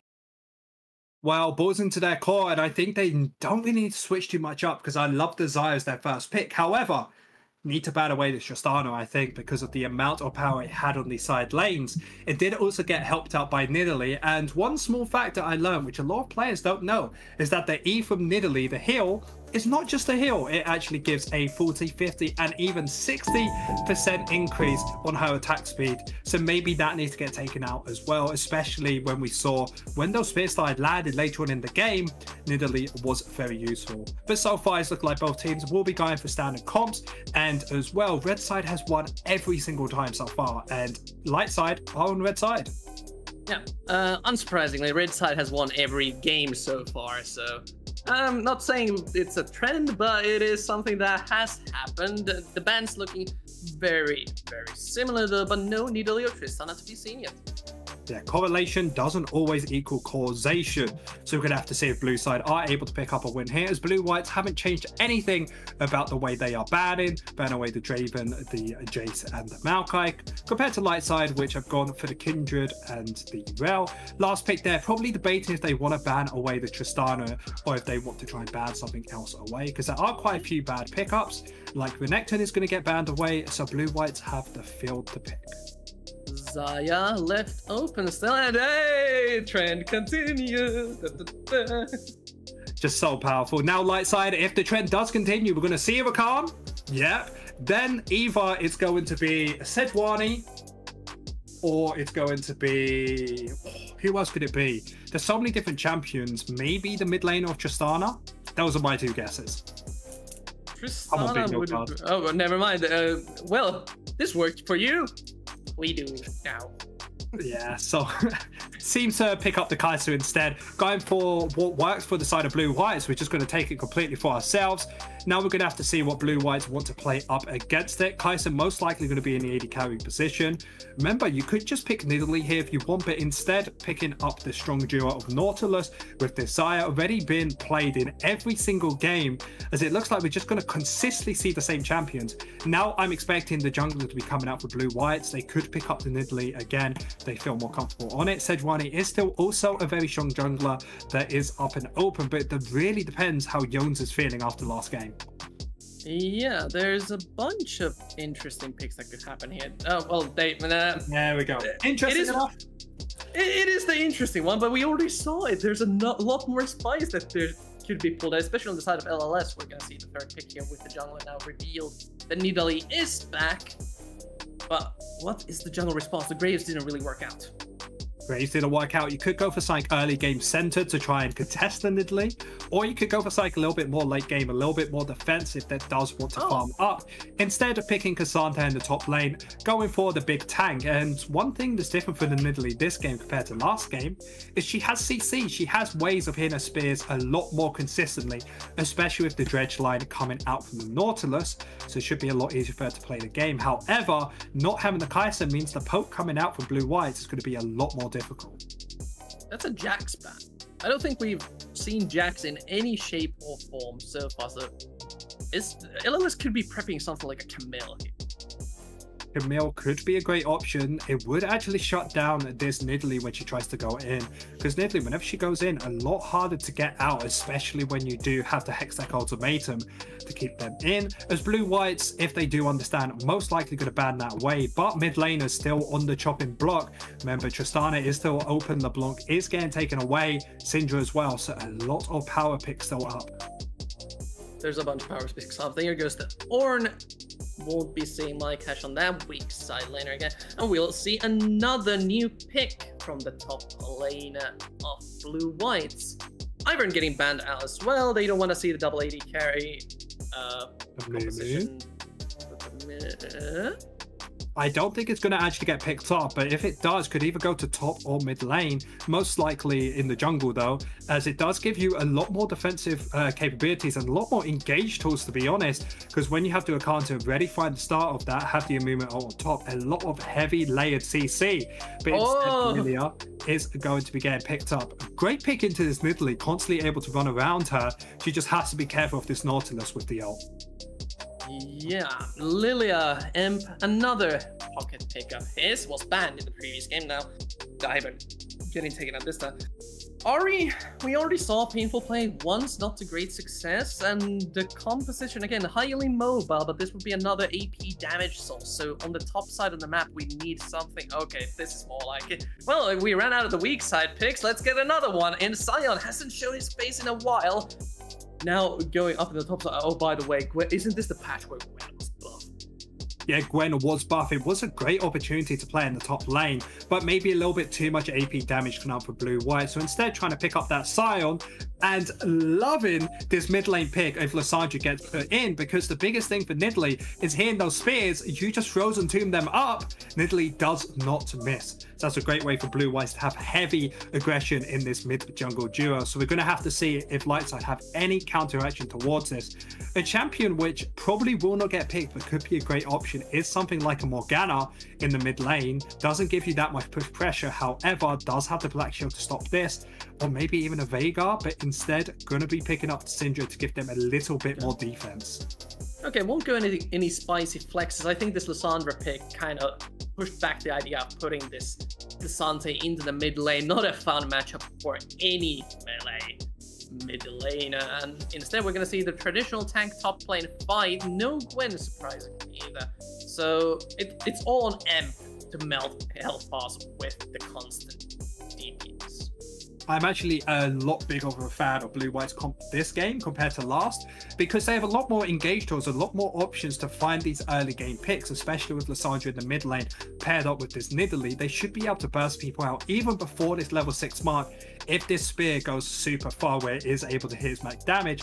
However, EMP as well being a major part of this. If EMP is able to scale up, able to hit a very good lullaby later on into the game and start moving around very fast, stopping this Nautilus from engaging on her, could be a very good game coming out from Lightside. Both teams having a lot of opportunity to take this. And you mentioned the key word here, scaling.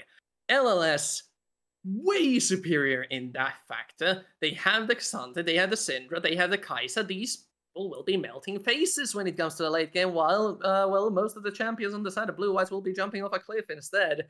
The Nautilus will be so damn squishy in the late game, and the Nidalee won't really do much at all in the late game except press E on the Xayah. And Lysandra, sure, she still has the utility, but won't be the major damage dealer. So BlueWhites are on a bit of a timer as we head into Game 4. BlueWhites 1 game away from advancing in playoffs, while LLS are fighting for their tournament lives. Let's get right into it. I'm so excited to see this game. It is going to be a close one, to say the least, because both these teams have been so early game focused, especially around this Nidalee. We're going to have to see if anyone wants to do anything in this early game, but it's looking like it is just going to be a simple 5-point for both teams. Going to try and scale up as much as possible. We're going to have to see if BlueWhites are able to get anything done in this early game. Yeah, as you said, this time a lot more setup. They don't have the Tristana mid lane. They don't have the... Well, Orin, again, can be used as setup for the Nidalee, but you don't really want to interact with this K'Sante Sion lane because both of them should be completely fine on their own and eventually join for the setup. But bot side is the key difference. Rakan, easily interruptible. Nautilus, not so much. Definitely there, because even in this bot lane matchup, because we've seen so much of Rakan versus Nautilus in the bot lane, the way it should really go is if Rakan ever tries to jump in, Nautilus easily just hooks him out of his stun, auto attacks him, Xayah is able to stun up on top of that. That's the reason why you haven't seen too much happen in the bot lane, because if Lightside ever dare to engage, it's not really going to be going their way. However, if Nidalee is able to find a gank off, there should be some opportunities for BlueWhites to finally. There's a little bit of poke comes out from Painful in this mid lane, as the Arcane Comet is quite an interesting pickup for this mid laner of the Lysandra. This is mostly just trying to poke out Painful before the fight even starts. However, I would have preferred the Electrocute, trying to burst them out just a little bit more, especially with a Nidalee as your jungler. we'll get to see how these rune setups play out in the laning phase as, well, painful. Interestingly, going for the Sapphire Crystal Saw, as we have a hook in the bot lane, just small trade checking. Guardian, yes, it exists. No need to trade anymore afterwards. But what I was about to say is that the Sapphire Crystal has interesting interaction with Futures Market. If you time your backs as they hit level 2, let me talk, Voltalk, stop poking him. I think you have a small opportunity to finish your point here if you can't make it quick with these two teams. Yeah, so Futures Market, if you last hit well enough and you time your waves well enough, count the minions, you can get a very, very fast Lost Chapter teleport. And that's going to be so important for Syndra, because one thing with both of these teams is whoever is priority in the mid lane had seemed to have won the game. So if you're able to find that early reset, allowed to have that pressure in the mid lane quicker, there is opportunities to try and fight for a lot of these skull crabs and a lot of these plays. And if this mid lane of Paper is able to find it early on, it stops a lot of what Nidalee wants to do in this early game. Yep, with this pressure going on the map, especially on the bot side, Nidalee won't be able to get much done, even if she had a chance to, as LLS happily farming under their towers. Another hook lands on the bot side. Voltalk's calibrating currently. They won't have a full engage just yet. But the poke, slowly but surely, is starting to stick onto Dr. Kens. I love how we call hooking in and going for a full engage. It's called poke at this point. But Voltalk's already calibrated from the first game and the second one, and even the third one has got himself to a position where most hooks will be landed for him. As you talked about the Lost Chapter back, there it is, teleport in the mid lane, going to have great pressure over this mid lane. However, was a little bit too late to try and contest the Skull Crab. Therefore, it's just going to be even as another engage to the bot side. Yep, another one. A Chaos sidestep on the engage, and let's takes another bad trade. Mid lane, Bomber wants to go in. Jones is there to chase him. Spear goes wide. Won't be able to get anything further over there. Just a jump scare for Painful. Yeah, Emperor actually going for the reset, so wasn't able to support him. Luckily, dodging out there as BlueWhites, you're on a ward there. I don't think you're allowed to go for this. As Voltalk is still just hiding here, pretending that it just doesn't exist. Finally, the ward does actually finish out. It's going to be spotted out, so going to be a little bit of a lead for the light side in the spot lane. Trying to push this out a little bit more as a engage is looking from EMP. Is going to get spotted. That's good tempo here. Just burns the heal to get out of Scott, and BlueWhites able to defend that pretty easily. Emp could look for a repeat there now that one of the summoners was burnt, and that's a combat summoner, so very important for the incoming fight if they are in 2 versus 3, but with the wave crashing down, they aren't able to look much. And, well, this map, staying silent, has been the theme. Now, BlueWhites actually opting to not keep the freeze there, trying to stop Lightside's back. Are actually able to do it, and another fight keeps coming out. How are they finding these hooks constantly? Dr. Chaos just has to run away. Didn't have to burn his flash. That's the important part. Top side, we saw this in the previous game as well, as Mycash dealing a bunch of damage to Bucci. Has no mana, but hits the level 6. Could be scary. Wisely steps away. Won't get all out this time.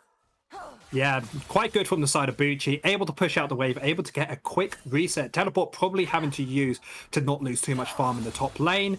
And bot lane able to reset. Nothing too much happening. Everybody still has their flashes up and available, as Jones was able to steal a few camps away, get himself a 4 CS lead.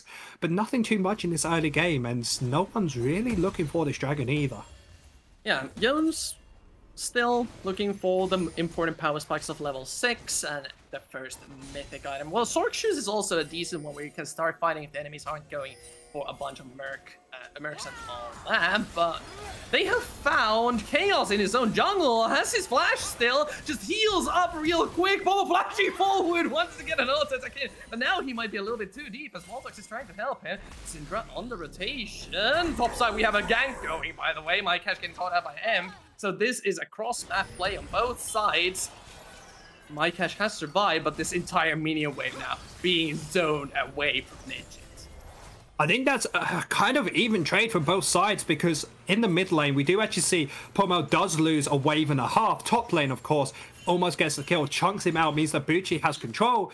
But most importantly, in the bot lane, able to push out, able to get a tower play and get themselves pressure off this dragon. So it should be a free dragon over towards the side of BlueWhites. And this is exactly what they needed, because the more BlueWhites start stacking these Drakes, the more that Lightside have to find this early game. And that's exactly what this Nidalee wants.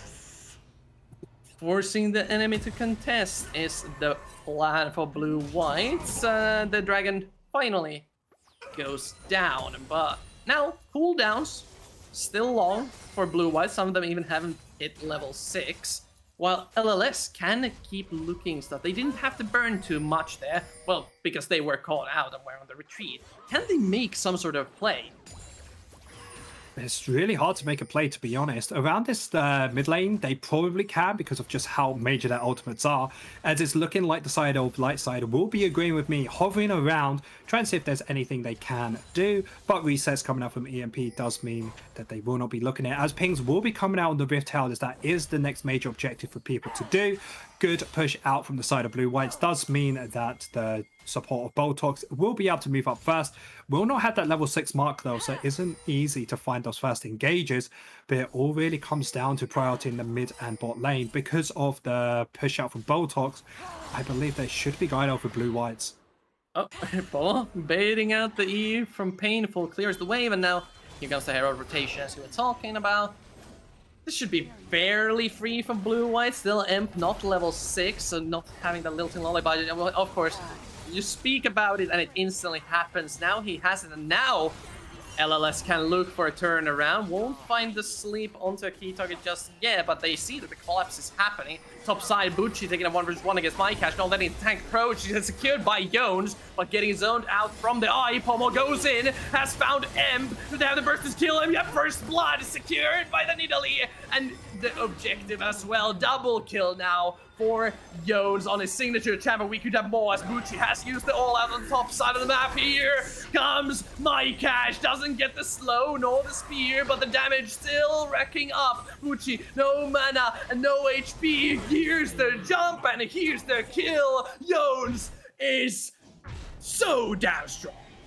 Nidalee coming up huge in that fight. 3-0, got themselves the Rift held as well. The only thing that the side of Lightside have going for them is going to be this mid lane push. That does mean Pomo is going to be down XP, but we can see exactly what went right from the side of BlueWhites. Can we take a look? Engage misses from the side of Dr. Chaos, not level 6. And then you'll see here the big ultimate coming out from Pomo as he goes to the re-engage, stuns up EMP, uses the Glacial Tomb to stop him, instantly bursts him out, and then Painful not having enough damage to call off Pomo, and then the jump from Jones able to pick up the one after that. And then we see Bucci in this top lane thinking he's safe, but just sadly not, as the ultimate comes out from the Scion, but it's just too little too late as Bucci under the tower gets stunned up and he thinks he's here, but look at this arrow. Oh, able to hit, able to get the kill, and that's 3 over to BlueWhites.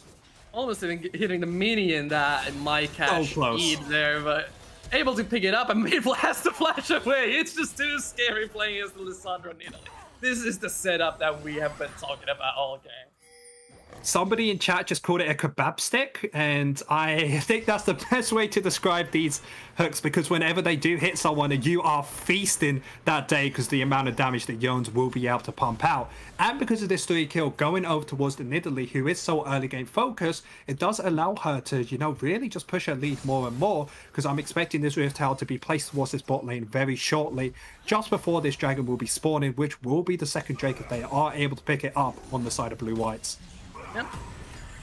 Early game pressure amounting to a 1.5k gold lead approximately now. All of that is on Jones. The Herald though, is that the timer running out? It should. No, I think it should be fine. They have a little bit more time before it comes up. I think it was the ward actually used beforehand going around. But because League of Legends being a small indie company, what do you really expect for it to do that? You can just see it just completely spamming out. Loving a little bit of League of Legends fiascos. Top lane, there is a big fight going on. We do see EMP being nearby. Actually spotted down the ward as he will be setting out for the dragon, but Nidalee can try and hit a spear. Not sure if he hit it or not, and was recalling in the nearby brush, trying to aim for the deer on a hunting trip, but able to escape. Recalls on the tower, doesn't take any risks of giving the Nidalee more gas than she already has. The dragon now 20 seconds away, but neither team really setting up for it, just getting the recalls off and looking for the additional power spikes. He talks about Nidalee not needing more gas. She has a full tank at this point, being 3-0, as Dragon will be spawning in the next 5 seconds. Teleports is up for both top laners. They do want to try and contest it, but they kind of have to handshake here, otherwise they need to go under their tower, because both can easily stop each other's. As BlueWhites with priority in the spot side will have first pressure over towards the Dragon, priority in the mid lane as well, but a lot of wards coming out from the side of Lightside to try and contest this.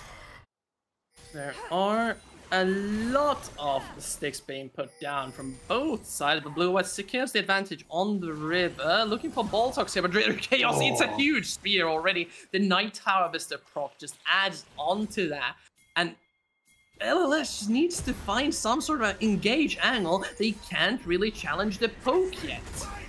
They can't challenge the poke as Riftheld is going to get placed towards the mid lane. Bushy could try and look for something, did have to all out, but realizing he shouldn't push him under the tower, and because of the Riftheld getting pushed into the mid lane, getting 2 plates from it, does allow BlueWhites to start up this dragon without any contest from the side of Lightside, because they're just trying their best to farm up instead. They could look for it. Everyone dodges away from the bowling ball, only hitting the charm on the Boltox. Here comes the teleport as well. Bucci has joined the fray, now stuck in the dragon pit. Jones jumps over, MKR flashing as well. That's the support now dead, and Jones is getting collapsed on. Lilting Lullaby will put him to sleep. Just flashes under the tower. Bucci won't be able to reach all the way over there. Objective secured, only losing their support. I'd call that worth for BlueWhites. Yeah, it's worth for them, but Lissandra does get his reset stopped. Well played from the side of Dr. Chaos. But in the top lane, as this was all happening, MyCash didn't have to use that teleport. It's able to get another tower plate to his name, so they don't just get the dragon, they also get their top lane to become even tankier, as he's already completed his boots first item. Again, very close to getting himself a bit more magic resist to make sure that he can tank Painful and EMP's damage. Tanking Painful and EMP may not even be necessary if they get caught out by a spear. So far, BlueWhites has been the one commanding the tempo of the game, with Emp struggling to find any farm on the map. You can see that in the difference. Finally securing himself a Scuttle Crab, but this Kai'Sa though, Nidget, in fairly good shape. Is in fairly good shape, but hasn't really done too much during this game, because both Xayah and Kai'Sa, even though they've been in a lot of deep big fights, only 1 assist over to the Kai'Sa and 0 over to the Xayah, just showing that both these members are just trying to farm up as much as possible, even though they are going to be the main damage sources for the team as this game goes later on. However, talking about Xayah, is able to be near to this top side. Good roam up from them does allow the Riftheld to go freely over to the side of BlueWhites. Should be contested by no one, and hopefully be placed in the mid lane. That could have been very dangerous if there was follow-up. Then it just eats a fully charged Scion Q. Takes a bunch of HP damage as MyCash trying to hold on to this tower. Painful on the rotation though. They could be looking to dive this. I don't think they can dive a Ion. It is going to be difficult. Counterplay on the top side of the map as well, as Jones is currently counter jungling everything on the top side of the map. Uchi in trouble. Yeah, since Painful rotated, there's a easy push for Momo. Yeah, it seemed like a trade from both teams, as MyCash dealing a lot of damage on both of these members on the bot side. However, both ultimates up from the side of Lightside does mean that he can't go for the kills, as Bucci needs to run for the hills as the tower is going to be getting taken out. Second tower plate most likely coming as well, as a big win coming out from BlueWhites just because they have the Riftheld. There's no one to defend this. They were trying to set up the play onto MyCash on the bot side of the map. Just try to revenge push this, but they forgot that they don't have the Herald, I guess, but they found a key target. All out onto MKR, instantly forced to Featherstorm out, but Painful has found the key. Ultimate, so many keys. Where are the doors? MKR can't open a door, everyone knows that. That's a reference nobody outside the Finnish community will get, but it is what has been done. Dr. Chaos also eating a spear, but it should be a diffuse situation. Yeah, teleport getting used as well into the bot lane, saving their tower yet again, as MyCash is consistently finding these rooms around to get himself more gold and more gold. Into his name, Jones needs to be a bit careful from this. But overall, BlueWhites seem to just be ahead of the players. They got themselves around about a 1k gold lead at this point. That is a solid lead for them, as still a minute to go for the next objective.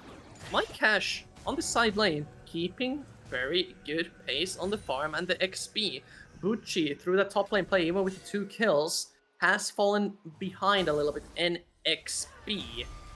Just a very awkward map state for LLS to play. Very awkward indeed, especially when it will be sell point in the next 50 seconds if BlueWhites are going to be able to pick up this tower. It's going to be really hard for Lightside to try and take this fight. They do have quite good poke coming out from the Syndra before the fight even starts. However, I don't think they're going to be tanky enough to try and get through my Cash, because he's just been on these side lanes consistently, just been farming up, soaking up as much tankiness as he possibly can. And as well, on top of this, Jones being doing, having 1.5 items, close to those 2 before this Drake even starts. If one of those spears lands, it's going to be very rough on the side of Lightside to try and contest this. Bucci now matching up pretty well against Polo here on the top side. We see another good skirmish going in, but they're engaged on the river. Sion going in, stunned up. Jones and Baltox both peeled away. Cause teleport from Bucci.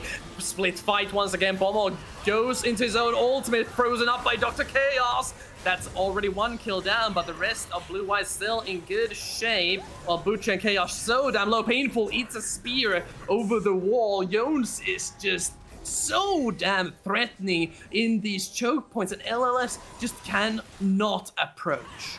Yeah, BlueWhites still in a very good position. Both of their tanks still at half HP, so should be able to tank up enough. This is why Lightside, even though they are a member up, they do need to go for the resets and try to retake this fight, as My Cash will be looking for this mid lane tower.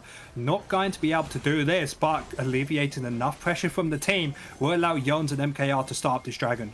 Bucci has come back with full HP bar, while BlueWhites hasn't been able to reset yet. This is a full resource up LLS, and BlueWhites are on the retreat now. They can't really properly fight. This bomb is still really far away, and Painful might have found My Cash, who goes wide. Baltox, another split fight, all out. MKR the storms away, but so much damage coming in. Briones tries to burst out Bucci, but MKR falls to Chaos, picks it up. My Cash and Pomo trying to save their jungler now, as the rest of LLS stuck on the objective, I think. Ninja trying to get into the fray. But with the dragon secured now, this fight should be done, at least on this side of the map. But meanwhile, Nautilus getting chased down by Lilia above us. Now, finally escaped, but here comes the flank. Jones has been found, Killer Instinct in. Too deep for Ninja, cleanses out, but cleanses too fast. Gets still ultimated up, but there's no damage on the side of BlueWhites. And LLS cleans the fight up at least soon. Almost still alive under the tower. Micah gets the shutdown of the Bucci in the passive. That's, you can't forget about the Sion passive. They will try to find Pomo here, though, just trying to bait any abilities out. Goes golden under the tower. That's the stopwatch now gone. A huge cooldown, but Painful finally gets it and flashes away. Saved by Dr. Chaos. Good wins. This was looking so good from the side of BlueWhites at the start of the fight, but by the end of it, it is going to be a kill lead from the side of Lightside, getting themselves a slight gold lead of 0.2k, and it's really on the back of them being able just to play the way they wanted, of guys slowly in, slowly out, and the reset as well allows them to pick up the dragon, and 2 kills over to the Syndra, which is going to be huge for these next big team fights, as she's going to be able to burst any of these tanks down to at least half HP, especially finishing off that magic pen item. It's looking really good for the side of Lightside. It is just a huge extended fight going their way. They knew that if they bought enough time, they would get their members back and fight with those. It goes well, and now they have the insane power spikes from Syndra. Yeah, insane power spikes, because before this game we talked about when do people start becoming their strongest, and Syndra at those 2 items is going to be looking very dangerous against a lot of these squishy targets, especially Jones. If he ever gets knocked up, is going to be taken out instantly, and especially when he gets those 3 items, that's when Syndra is truly on lines. There's still a small little bit before she's at best potential, but she's pretty goddamn close, especially with this top lane. You can just see she does already start dealing a little bit, as both teams are just hovering around each other, and we thought there was a lead for BlueWhites. It's basically gone at this point. It has vanished into thin air as LLS are playing so well around these extended fights. Now, setting up the Baron vision, they do have a bunch of DPS from Lilia and Kai'Sa, but I don't know if they have enough to start up the Baron with, as BlueWhites is approaching it fast with only the Scion missing. Digit and Dr. Chaos a little bit far away from the rest of the team. Could have gotten caught out there, but BlueWhites a little bit slow on the trigger finger, and here we have another Vision Dash. Another Vision Darts coming out from both teams as BlueWhites bot laner, or sorry, support, is trying to go up as much as possible. Luckily, he does have Jones with him to support, trying to get his mid lane tower only 2 auto attacks away from going down, as Pomo in a little bit of danger. Great stun coming out from Painful, really understanding everything that Pomo wants to do, as we are still waiting for another minute 50 until the next major objective of this dragon. The tower so low in the mid lane, NLS has to hold on to try and defend this, such a key point for opening up the map. So far so good as they tank the minions. Really nice to play from LLS on this defense, buying Painful time to shove this top wave in and steal a tower away. Stealing towers away as a full wave will be crashing towards the top side. No one will be able to pick it up, and these are the small things which get team leads. By having slightly better roam timings does mean that they won't be able to pick up as much gold. Fortunately, Pomo will be able to pick that up. Mid lane is still getting so close, just slivers away. Will finally be getting picked up from the side of BlueWhites. A little bit more gold into their pockets as the next major fight of 1 minute to get this next Cloud Drake will be getting contested, most likely by both teams. Great vision already coming out from the side of Lightside as BlueWhites have to go into their jungle with 0 vision on what's happening.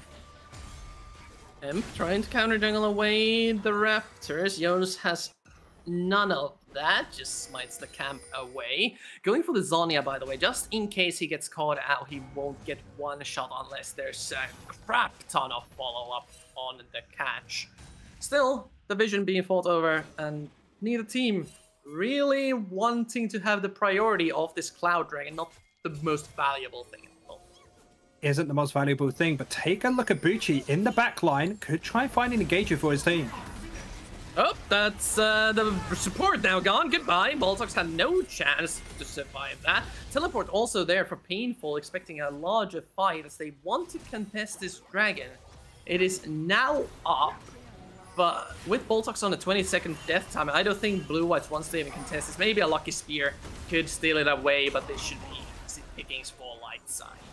Yeah, Jones doesn't want to go in, mostly because he has a bounty on top of his head, doesn't want to give it over to any member on the side of Lightside, and the longer this game is going, the more in Lightside favor it's truly becoming. Both Ninja, Painful, and EMP are starting to come online as Jones just barely misses that engage coming out from them. What is this? I don't think they're actually seen. They are pinging it though, so they have an idea something like this might be going on. Painful gets caught up by Pomo. There's no follow-up as Cash flashes over the wall, chasing down this monstrous mid laner as Yost is going golden and well sleeping. Will burn down eventually to Emperor Dots, but now Bucci in the middle of everyone, getting melted down by MKR, who's still free hitting. Pomo just waiting for his cooldown. Painful across the wall, should be able to pick up the Saya. Nice flash Digit, escapes the pick, and now LLS could have the fight. 3 versus 4 with their low on HP, but no damage dealers for BlueWhites really available. My gosh, heals so much from the Jack show. Pomo was thinking about going in, and the ultimate won't be able to execute my cash as LLS wants to move forward. And he gets caught up by the hook. Just needs a bit of extra damage. Shot down. Goes over to Pomo. Now will surely gets bursted down. Vashes away. Never mind. Survives so far. Emp has to conquer fully stacked Flash Q. Will be able to pick up 2. And the fight eventually goes in LLS's favor.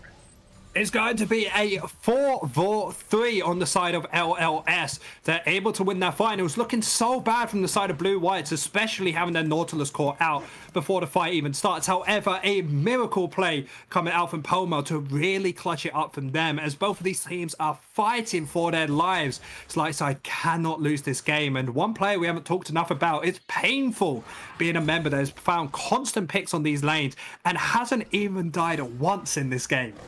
So well played by Painful throughout that entire fight, able to find the key targets and position himself properly to avoid the CC BlueWhites throwing out. At first it looked really bad as he got caught out behind the Baron pit, but they used a bunch of cooldowns, including Mycash's ultimate. That's a key CC ability, and he didn't get hit by it. They're on out, another extended fight, and this is where Lilia, Syndra, and Cassante shine.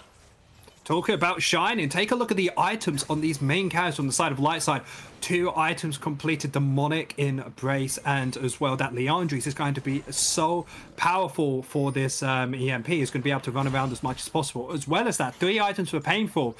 We talked about how 3 items is the burst potential at its fullest, and that's exactly where Painful is out, compared to BlueWhites, where MKR doesn't have that armor pen yet. Can't start again do this Cassante until he completes his next item. Jones is trying to look for stuff. Jones is trying... Yeah, Jones is trying to look for any poke he can get as the objective setup continues. Well, it's just really, really difficult to poke out the members of LLS who are hiding in the shadows. They don't have the vision and the capability to contest this too hard. Contesting this is going to be really difficult if you aren't going to be there first. BlueWhites having all the vision control they ever wanted, which means landing these spears may be a little bit easier.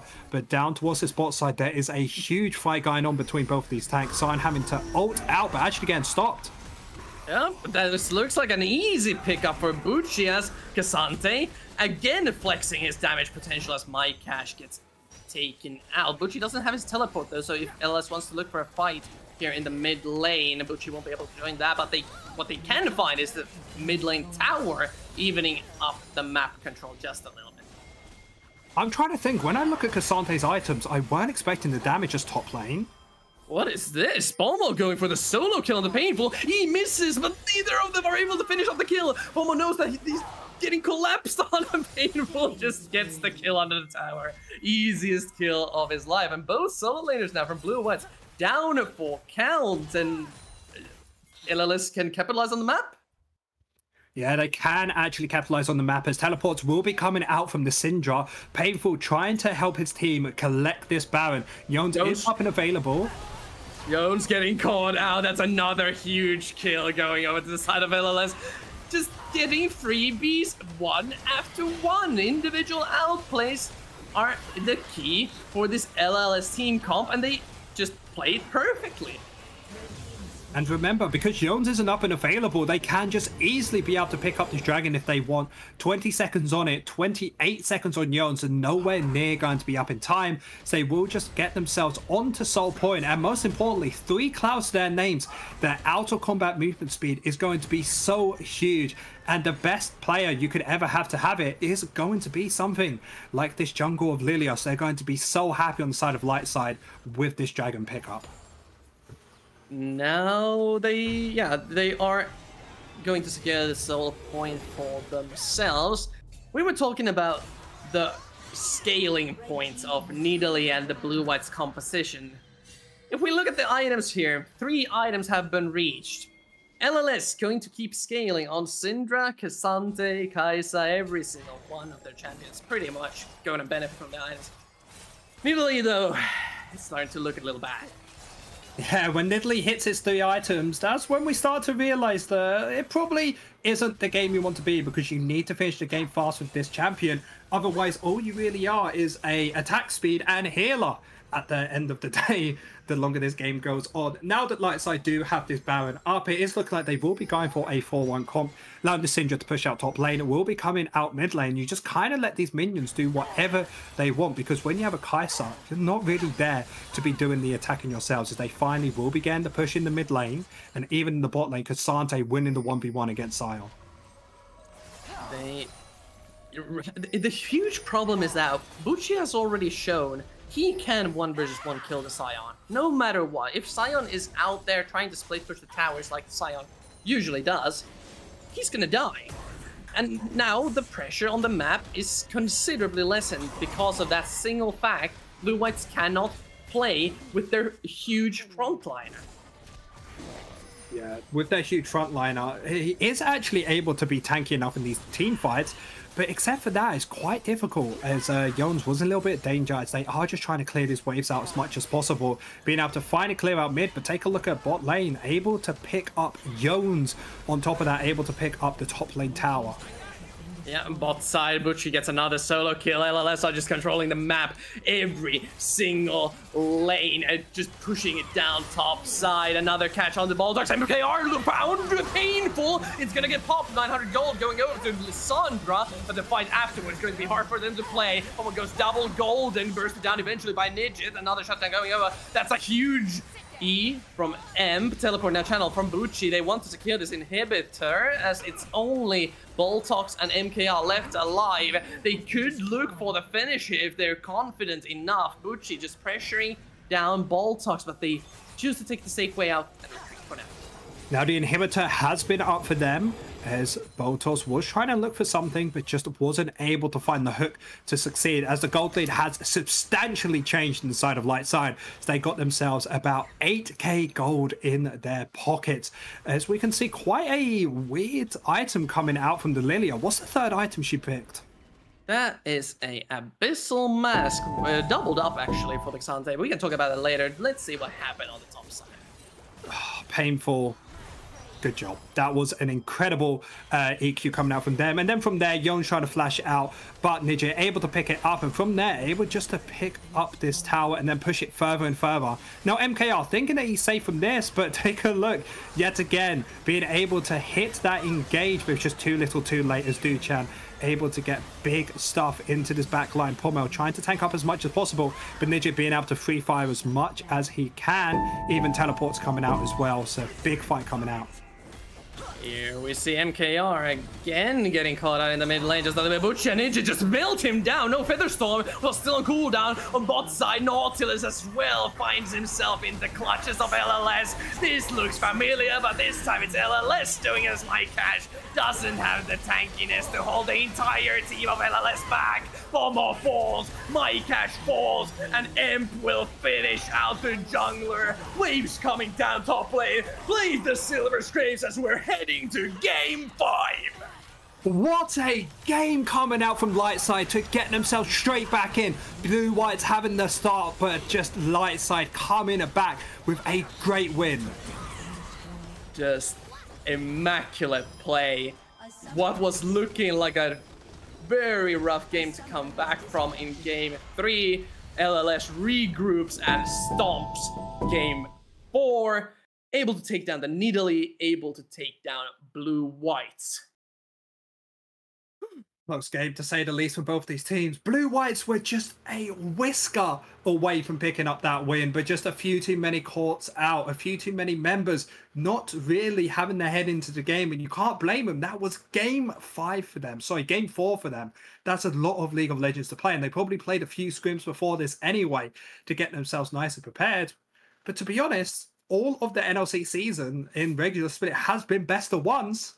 And it's basically just the best of one to decide if your series is over now or if you get to play another one after. Well, historically, LLS has been the stronger team in best of ones. If we look at the group stage standings, that's a tongue twister if I've ever said one. We'll see who comes out on top as we go on the final short break as we bring you Game 5 of BlueWhites against LLS shortly.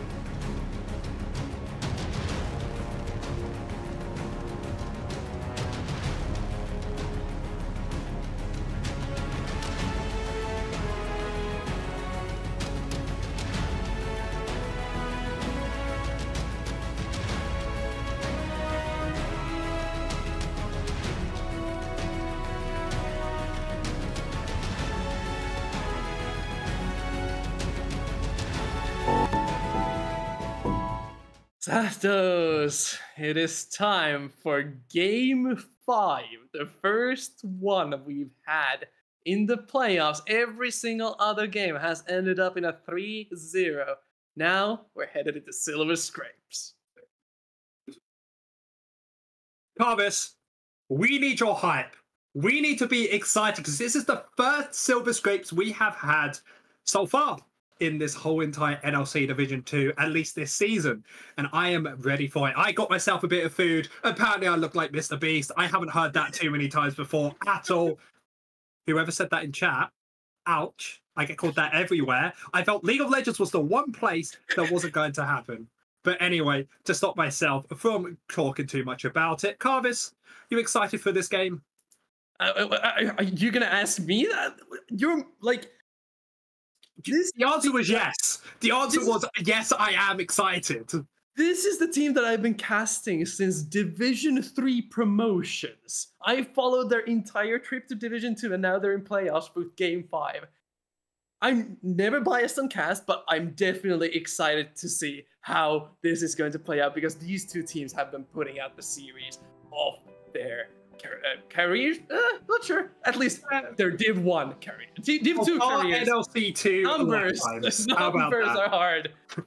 Let's let the players deal with the numbers as we're heading into the draft. They're gonna have the count stuff. Yeah, you have to give us a little bit of leeway because this is our 5th game going in a row. Get unpaid, so, you know, the painful life sometimes comes in. However, the bans are going to be the same for both Lightside and BlueWhites. Nidalee getting taken away, seeming like Lightside finally understand, maybe don't give Jones his best champion, as that is going to get picked away. There's still plenty of other big bans coming out. Cassante being a very powerful pick, especially against the San in the top lane. Seems like they did really have an answer for this. Now, Lightside's last ban, most likely going to be hopefully the Tristana. I still think that is a little bit too powerful. Or maybe even the Xayah, because every single time Xayah has been picked, instead going to be banning away the Kai'Sa. Yeah, the Kai'Sa has been a huge counter pick in these 2 last games into the Xayah. And yep, instantly gets respawned. The Xayah will be off the board, has almost 100% win rate in the series. So far, Red Side has 100% win rate, but with these bans, the Rel gets left open. Now that Rel has been left open, a big power pick in the top lane that could actually open up is going to be the Rumble. Something that is very strong, especially with the big ults pairing so well together. However, BlueWhites do have a few counteractions against this. They could actually pick up their full bot lane here. Draven is also open from the side of Lightside that they could pick up later for the Draven. The BlueWhites instead picking up the Khan and thinking that it's just too powerful to leave open and up. Alistar actually counter pick. Really good into the rail. Mostly because you're able just to push him away. Yeah, easy cancel on any sorts of crash downs that Dr. Chaos will be trying to throw down. Well, we don't know if it's Emperor Dr. Chaos who will be playing it just yet. The Renekton also been left open and instantly picked up for my cash. This time, the Cassante, which came in trouble, not available. Yeah, not available just yet. But remember, there's still plenty of options for this round to get paired with, most likely going towards the jungle, as that has been the place that's been used most, just being this big, beefy, engaged tanks, but it does need support with it. Tristana could be a good answer for that, to help give a little bit more damage. Instead, going to be picking up the Ashe, giving them a little bit more engaged tools. With the Ashe, I'd love to see maybe the Nautilus getting picked up for the support. I have a ominous feeling that this could be a Samira from BlueWhites. I'm not 100% sure, but this Alistar and Renekton would pair up very well. Now, Carvis, talking about the Samira, what happened last time we saw Samira by MKR? 1 versus 4 quadra kill, but that remains to be seen as the Nara gets picked up for Bucci. This has been historically the most played top lane matchup ever, if I remember correctly. I was looking at the stats a couple of weeks ago. Nara gets Renekton, the most common counter pick. Okay, Varus would be interesting. Varus is better into the Ashe, especially because it has the extra range. Can go either the burst lethality idea, or can go for the more AD big tank, and I'm expecting, AD big damage for these big team fights, expecting that most likely to come out, especially when it does have to get through a Meganar and a Rel during these fights. But it's all up to them, as we are going to get through the second ban phase. There is still no mid laners picked up yet for both teams, so most likely they are going to get banned away. Expecting stuff like maybe the Emilio, actually. Something that I wasn't expecting to be picked up, but can actually pair really well with the Ashe. It's understandable to come away, as both teams seem to disagree that mid lane is that big of an issue, so they have been banning out different picks instead. LeBlanc, most likely the ban coming out here after the Poppy ban, would be a really good pick if that was a thing, but now that it isn't, probably forces the hand of BlueWhites if they don't have a counter pick prepared for it. And both of these team comps are very different from what we have seen. Usually on the side of BlueWhites, we see these heavy, fast assassins coming in. And with BlueWhites, how the team comps going, it's a lot more front to back compared to Lightside as well, which are playing more of a front to back. Maybe a little bit more pick style, which isn't as much as what we used to. So the last ban away from the Lightside are going to be the Talia, trying to stop a lot of that, roaming potential, a lot of that secondary engage, especially pushing people backwards, using her rocks, as they will actually be hovering the Nocturne. This was the pick that won them the first game in a very dominant fashion, may I add. So that is actually going to get picked in incredible into this Ashe, because it does have the spell shield to try and stop the enchanted crystal arrow. So we're going to have to see if Lightside do have a good counter for this. Azir is still open, by the way, usually a very good champion against these types of dive-in characters. If you pick them one up, it's going to be hard for the engagers of BlueWhites to get in. But the Graves, again, Hemp has had some good games on this, will get locked in. We just need to see what is painful. Yeah, oh, the Nico, not a bad pickup at all. When you want to go in, Nico just pops the Blossom. You are going to have a difficult time. And one champion I did talk about before was the Morgana in the mid lane, is actually able to give you the Black Shield, allow your Ashe to stay a little bit safer. But instead of that, we'll be picking up the Nico, as the last pickup for the BlueWhites is going to be their mid laner. Needs to be AP, needs to have damage, and Zera fits both of those criterias, especially with the heavy dive comps. Can just use that big ultimate of adding extra burst damage when people are burst out. I really like it. It does make sense. Able to also follow up on any possible Nocturne dives with his own ultimate as people are feared up. Just really, really good against these utility mages in the mid lane who look to clear the wave. You can clear the wave at the same time as you're poking the opponent. And if you look at the comp of LLS, they don't really have a way to reach this Xerath with anything but an Asher. Asher is definitely the only way they can get this. However, Lightside are incredible when they get engaged too, especially with the Pop Blossom. Also have the Meganar and the Rel to have a lot of displacement and a lot of stuns when they truly need it. Compared to BlueWhites, where the more I'm looking at the side BlueWhites want to play, I'm actually a bigger fan of this poke lethality Varus coming out. Because if you allow Xerath and MKR to start poking you up before the fight even starts, guess what? If they're half HP already, you have a Nocturne jumping to the backline. Easy engages for him and easy kills to be able to pick up, especially with a Nectar and Alistar that can go in with him. But when I'm looking at both these comps, very interesting indeed. Either one of these could still take it. It has been a common storyline in this series where one of the teams goes for the heavy skirmishing style, one of the teams tries to peel away and poke from afar. These are the comps that have been drafted for the final game of the series. Loser goes home, winner advances against Alliance Creed in the losers bracket of the playoffs. It's about to be time for Game 5 as we're heading to the Rift. BlueWhites against LLS. Get your hypes ready, as we will just be getting into game. This should be an absolute bloodbath if I've ever seen a best of 5. And it all comes down to who's going to win this early game. Are BlueWhites able to find these engagers, able to find this poke? Or is Lightside just too obnoxious, too easy to find those disengages and taking these fights back to front? Normal 5-pointer here from both teams. We haven't seen the regular Div 2 special of 125 aggression, a very common theme, especially in the set that I think it was Venom Crest played early in the playoffs, constantly getting invaded. But just going to play safe. No need to make any early mistakes. We already saw one with the Bomber getting hooked by Dr. Chaos's Nautilus, just burning the flash and getting the free first blood on the Zaya. Play it safe, play it clean. This is all about individual clean performances for the early game. Completely agree with you there. And one thing I want to talk about is we said about Varus. Is he going the AD or is he going the poke? He's definitely going the poke, as we can see a beautiful Alistar on our screen. Pretty decent skin, I'll have to say, going for the chocolate milk version. I don't really remember the last time I've eaten chocolate milk, drank chocolate milk. Like, I never drink that.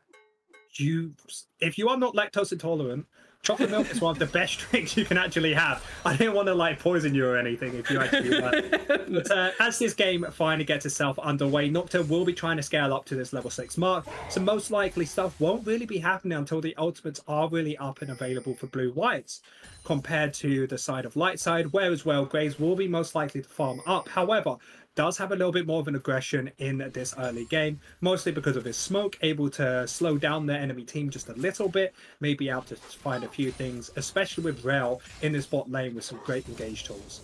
Yeah, and as you can see there, early game for Rel Ash is so strong. Zoning BlueWhites out won't be anything they can do over there for at least a couple of levels, as again, LLS heading into the blue side jungle of Jones, getting the offensive wards and information where exactly this Nocturne is pathing, and we could have an early invade with this information as Emp is heading to the top side of the map. Yeah, actually spawning out Jones on this ward put down by Painful, and because of this, Jones needs to decide if he wants to contest this Smite fight.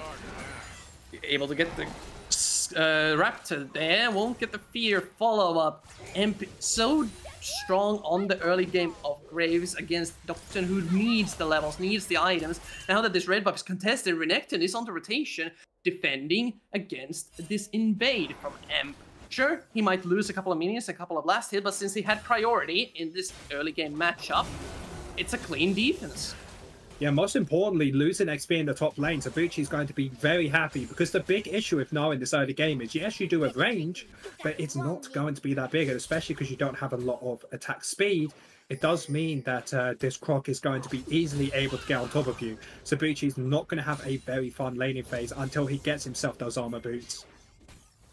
Bucci will be able to turn this matchup around eventually, as Mycash eats a tower shot. That's a little annoying for him. And now he has no cooldowns. Mycash needs to be careful here. Nard can trade hard when he has Mega set up. After going down to the bot side, they've caught out MKR in a horrible position. That's gonna be the easy first blood secured for Nidget. Yeah, and even in the top side, Mycash just having to run away to the support of his jungler. Going for the reset, will have teleport, so won't lose too much out. But a kill going off to the Ashe is really good from the side of Lightside, because you already have a winning lane. Now, hopefully, they can push it further and further and further. But when they get around this level 6 mark, like we constantly keep talking about, there is an opportunity for BlueWhites to start turning these fights. Well, they're trying to freeze the wave here to the best of his ability, but Dr. Chaos constantly pushing him back. Just goes so damn low, but saves at least the cannon and possibly the wave state, as now MKL can go for the freeze as Baltox recalls himself. Yeah, good freeze coming out from them. Now in the mid lane, because Pomo tried to go for a ward deep into the enemy jungle, will actually not be able to freeze in the mid lane. Now, interesting thing is, I'm surprised that MKR actually tried to break the freeze, maybe thinking he wants to push up this wave for Dragon. That's probably the best opportunity I could think. And we'll get to see how BlueWhites plays around this bot side wave. Emp still pathing from bot to top, similar to Nocturne. They managed to clear, actually turn around to clear after the invade. Very good tracking from him, as he's just playing around his own win conditions. That's to get the early lethality item and then start looking for skirmish with Dr. Chaos with Painful. However, there's the problem of this Xerath eventually becoming a thing, and so far it's been only punished in CS. And I think the biggest issue is going to be around this level 6 mark, where the Xerath will be able to start using that ultimate to support Jones at finding these engages as top lane. Bucci, if he goes a little bit too far, there is a possibility for BlueWhites to try and contest it. Yeah, Bucci not biting though. Reads that something has gone terribly wrong in the wave control, and with this roam from Nidget. No, wait. Even I got mixed up by the Nico. It happened to me as well. It took me a second to realize. But no, you are right. Nico being able to roam up towards the top side is able to spot out the jungle of Yones, knowing the bot lane for their Ashe and the Rell. They can happily just push this up as much as possible, as Painful has quite a lot of priority in the early game, especially with this damage coming out. Painful has been pressing the Nico lane bully advantage quite well in this early lane, constantly keeping pressure, allowing for M to go for these aggressive plays. And so far, doing well with the CS advantage. Pretty much all the map has a small advantage for LLS. Yeah, small advantages aren't going to be enough though, because BlueWhites getting very close to those level 6 marks. Only one camp away from the side of Yones, Pomo barely hitting it himself. However, because they were able to get priority in both mid and bot lane, there should be a free dragon over to the side of Lightside, but BlueWhites may have an answer for this. They're going for Dr. Chaos, has been CC'd up. Here comes the Zerath ultimate raining down on top of him. Where the won't get the kill as he flashes away. Yeah, insane reaction from Dr. Chaos. Now they're facing BlueWhites a man down, though. The dragon is melting fast. Jones would love to get this blue buff for himself. Yeah, they decide not to contest it, even with the manpower advantage. A bunch of cooldowns were already burned and painful. Just sneaking around. Their single minion buff, getting himself to deal so much damage against that dragon. As Lightside could be very happy with how this went, used all of the abilities on the side of BlueWhites, got the ultimate out of the mid lane Ozair, so that won't be up for another minute, meaning that they have another minute to not worry about anything, especially now they've picked up this dragon as well. Top side, we see Mycash, another duel against Bucci. This is about the point where this matchup usually starts to turn around, but Mycash has had the better base time, so he's a longsword up, and is able to force the ultimate again away from Bucci. Yeah, away from Bucci, to say the least. Pomo in the mid lane, able to keep priority as much as possible, but it's really hard to do, especially against Painful that just has such good wave clear. As is trying to steal this away, Smite is available for Jones to try and take it back. Yep, just able to clear it up, but now the Smite has been burned and the Herald is up. Huge cooldown burnt from Jones, and they don't really have the timing to go contest this. Alistar a little bit late on the rotation. Bucci is already there to zone out Mycash. They could pop the Paranoia and try to go in here, and LLS respecting it at least for now. Retreating over the wall. No hop for Bucci. That's a long cooldown here in the early game as that reason comes in with the arrow from downtown. Good cancel for ball, but Blossom onto free. Painful, dealing so much damage, instantly winning the fight for them. And this is why you pick Ashe, even though you're not in the fight, that crystal arrow lands, it can make all the difference. And because of this, BlueWhites weren't able to fight for this Rift Herald, and that's a big lead for them, as Alistar needs to protect his mid laner. But Jones, if he had slightly better reaction time, could have used that spell shield. But really well played from Lightside. Just so damn clean from the side of LLS. Bucci gets all in on the top side, gets the dominance out of Mycash. Just a huge cooldown burn without much getting gotten out of it. And LLS, again, in control of the early game and in control of the map. Yeah, and you talked about these small leads. They're starting to become quite significant. So there's going to be a 2k gold lead on the side of BlueWhites. They are trying to get a little bit more in this top side. Maybe a dive coming out from Mycash, realizing he doesn't have the damage. So instead, will be going for that reset. And if you're the side of Lightside, how the game's going, you are going to be very happy with it. The game's going fine so far. How can they extend the advantage now? They have not reached the mythic item points just yet, but they still seem to have a lot of playmaking potential. Well, you still have the ultimate from Rell up. Crystal Arrow is coming up very soon as well. I think you still look towards this bot side. Try and make sure to get your Ashe big enough of a lead where she can start carrying these big team fights. However, BlueWhites do want to counteract this as they do have their Nocturne near this bottom side. Also, finally does have his ultimate up. Same with Pomo. Once MKR finally has his ultimate up himself, that's where we're going to start seeing BlueWhites really online, because what they did in game one is exactly what they're trying to do here. Wait for everybody to get their ultimates up and then try and burst someone out and take a fight afterwards. This is really interesting. I think Painful is last hitting the Ashe mode. I think the... Not sure if he had a better base movement speed or better base attack. Just hanging around there in the mid lane, and Pomo and Jones trying to look for any sorts of picks they could, but NL is playing it safe, not overextending, just freezing every single wave, getting as much gold as they can. This is a great job coming out from Lightside bot lane, because the reason they want to keep a freeze is if BlueWhites ever engage, it's under the tower, compared to if they had it near the side of BlueWhites, it would allow Jones to find those engages, even Boltox being able to do so. But because of how the wave is now, it's going to be so difficult for BlueWhites to do anything. And they don't even know where EMP is, they can't even try and push this in. They're trying their best, but now Imp on the rotation wants to get some more gold onto his AD carry, and Ninjas and Chaos perfectly set up to go for even some sort of a bait play here as the Hex Flash getting caught. They're going for the Ash. Here comes Imp, but Ninja is already dead. Can't they get the turnaround? Voltox already at half HP. The Imp burst is not enough as the Alistar is so tanky. Xerath ultimate Chaos is slowed up and not able to get the final hit onto the rail. Pomo gets cancelled out of the ultimate. We talk about what BlueWhites like to do, and they do exactly what we say. Waiting for all the big ultimates to use as top lane. Cash, very close. This is supposed to be the counter matchup. Bucci now trying to punish him for the overextension. Won't get the boomerang. Tanking the minions now. This is a bunch of extra damage going over. He should have the E cooldown pretty soon. Bot lane, we saw Boltox getting caught out. Trying to freeze the wave, I think, but Bucci in a very rough spot, and Cash pays him back for the previous solo. Just being slightly too close. Bucci is going to be going down for that sin, but you're not going to be too upset on the side of Lightside, as you will be able to pick up the dragon on the back of that. That is going to be the second dragon for your team, as Cash will be picking up a few plates by himself, as the gold lead has kind of dwindled down to only 1k now after this tower plate going over, as we see exactly what happened in his bot lane fight. BlueWhites trying to find this engage onto Nidget. Big ultimate coming down from Varus. Take a look. Goes in. Hextech flash in front. And then he's just instantly gone. Then they try to burst out this Rel, but because she has to jump out, gives her the small shield, gets her out to safety. But BlueWhites really playing well, as the last few shits from Xerath will not be hitting. They won't be finding their targets, and afterwards we see here what happened, how Boltox got caught. Oh, he tried to Hex Flash.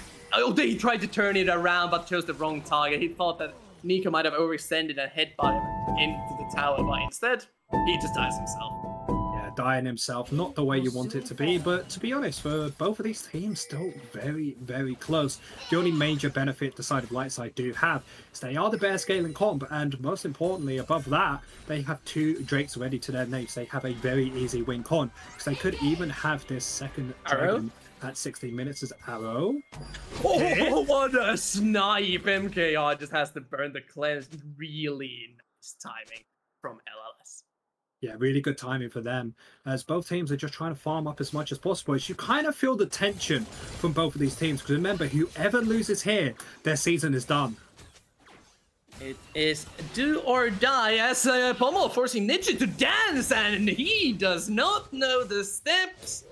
Pomo secures a solo kill on the AD carry. Ninja just didn't have a way to dodge all the shots.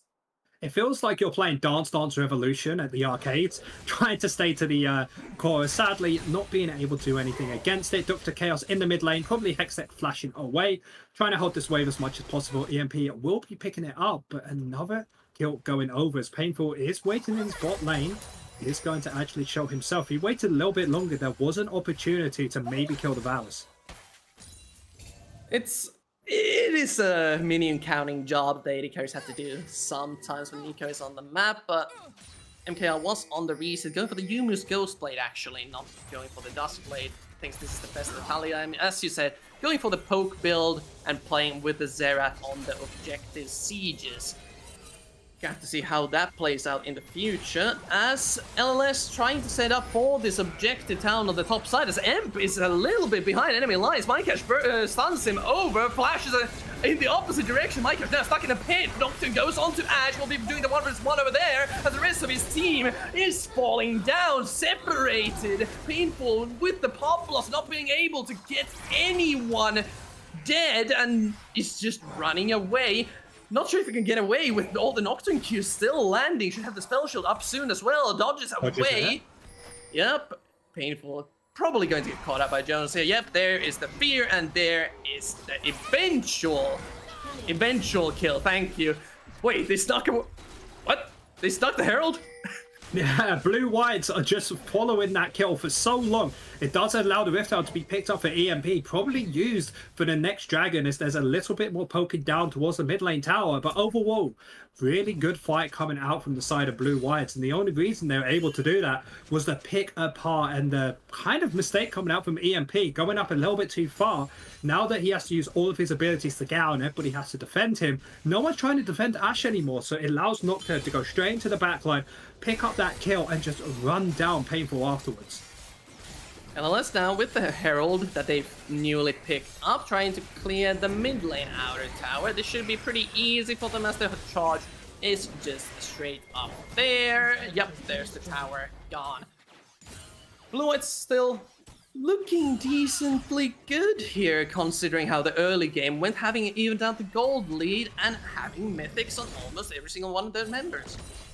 Yeah, mythics on every single one of their members, and the most important ones are going to be for their Pomo and MKR, because their lethality and their AP damage with that Luden's Echo is going to be so huge for these poke fights, because the Dragon Spawn in the next 30 seconds, they're able to try and poke them out before anything even starts. They'll be in a very good position. And now that teleport was used by Bucci in the top lane, it does mean that mycash can teleport towards this lane whenever he needs. The Xerath will be the key point to watch as we still wait 15 seconds for the next dragon to spawn. It is the Ocean Dragon, would be really valuable for LLS to get, and Dr. Chaos actually has to hop out. Here comes the fight, get a huge pop blossom from Painful, find both of the carries. Jones may have found the Ashe, but at what cost?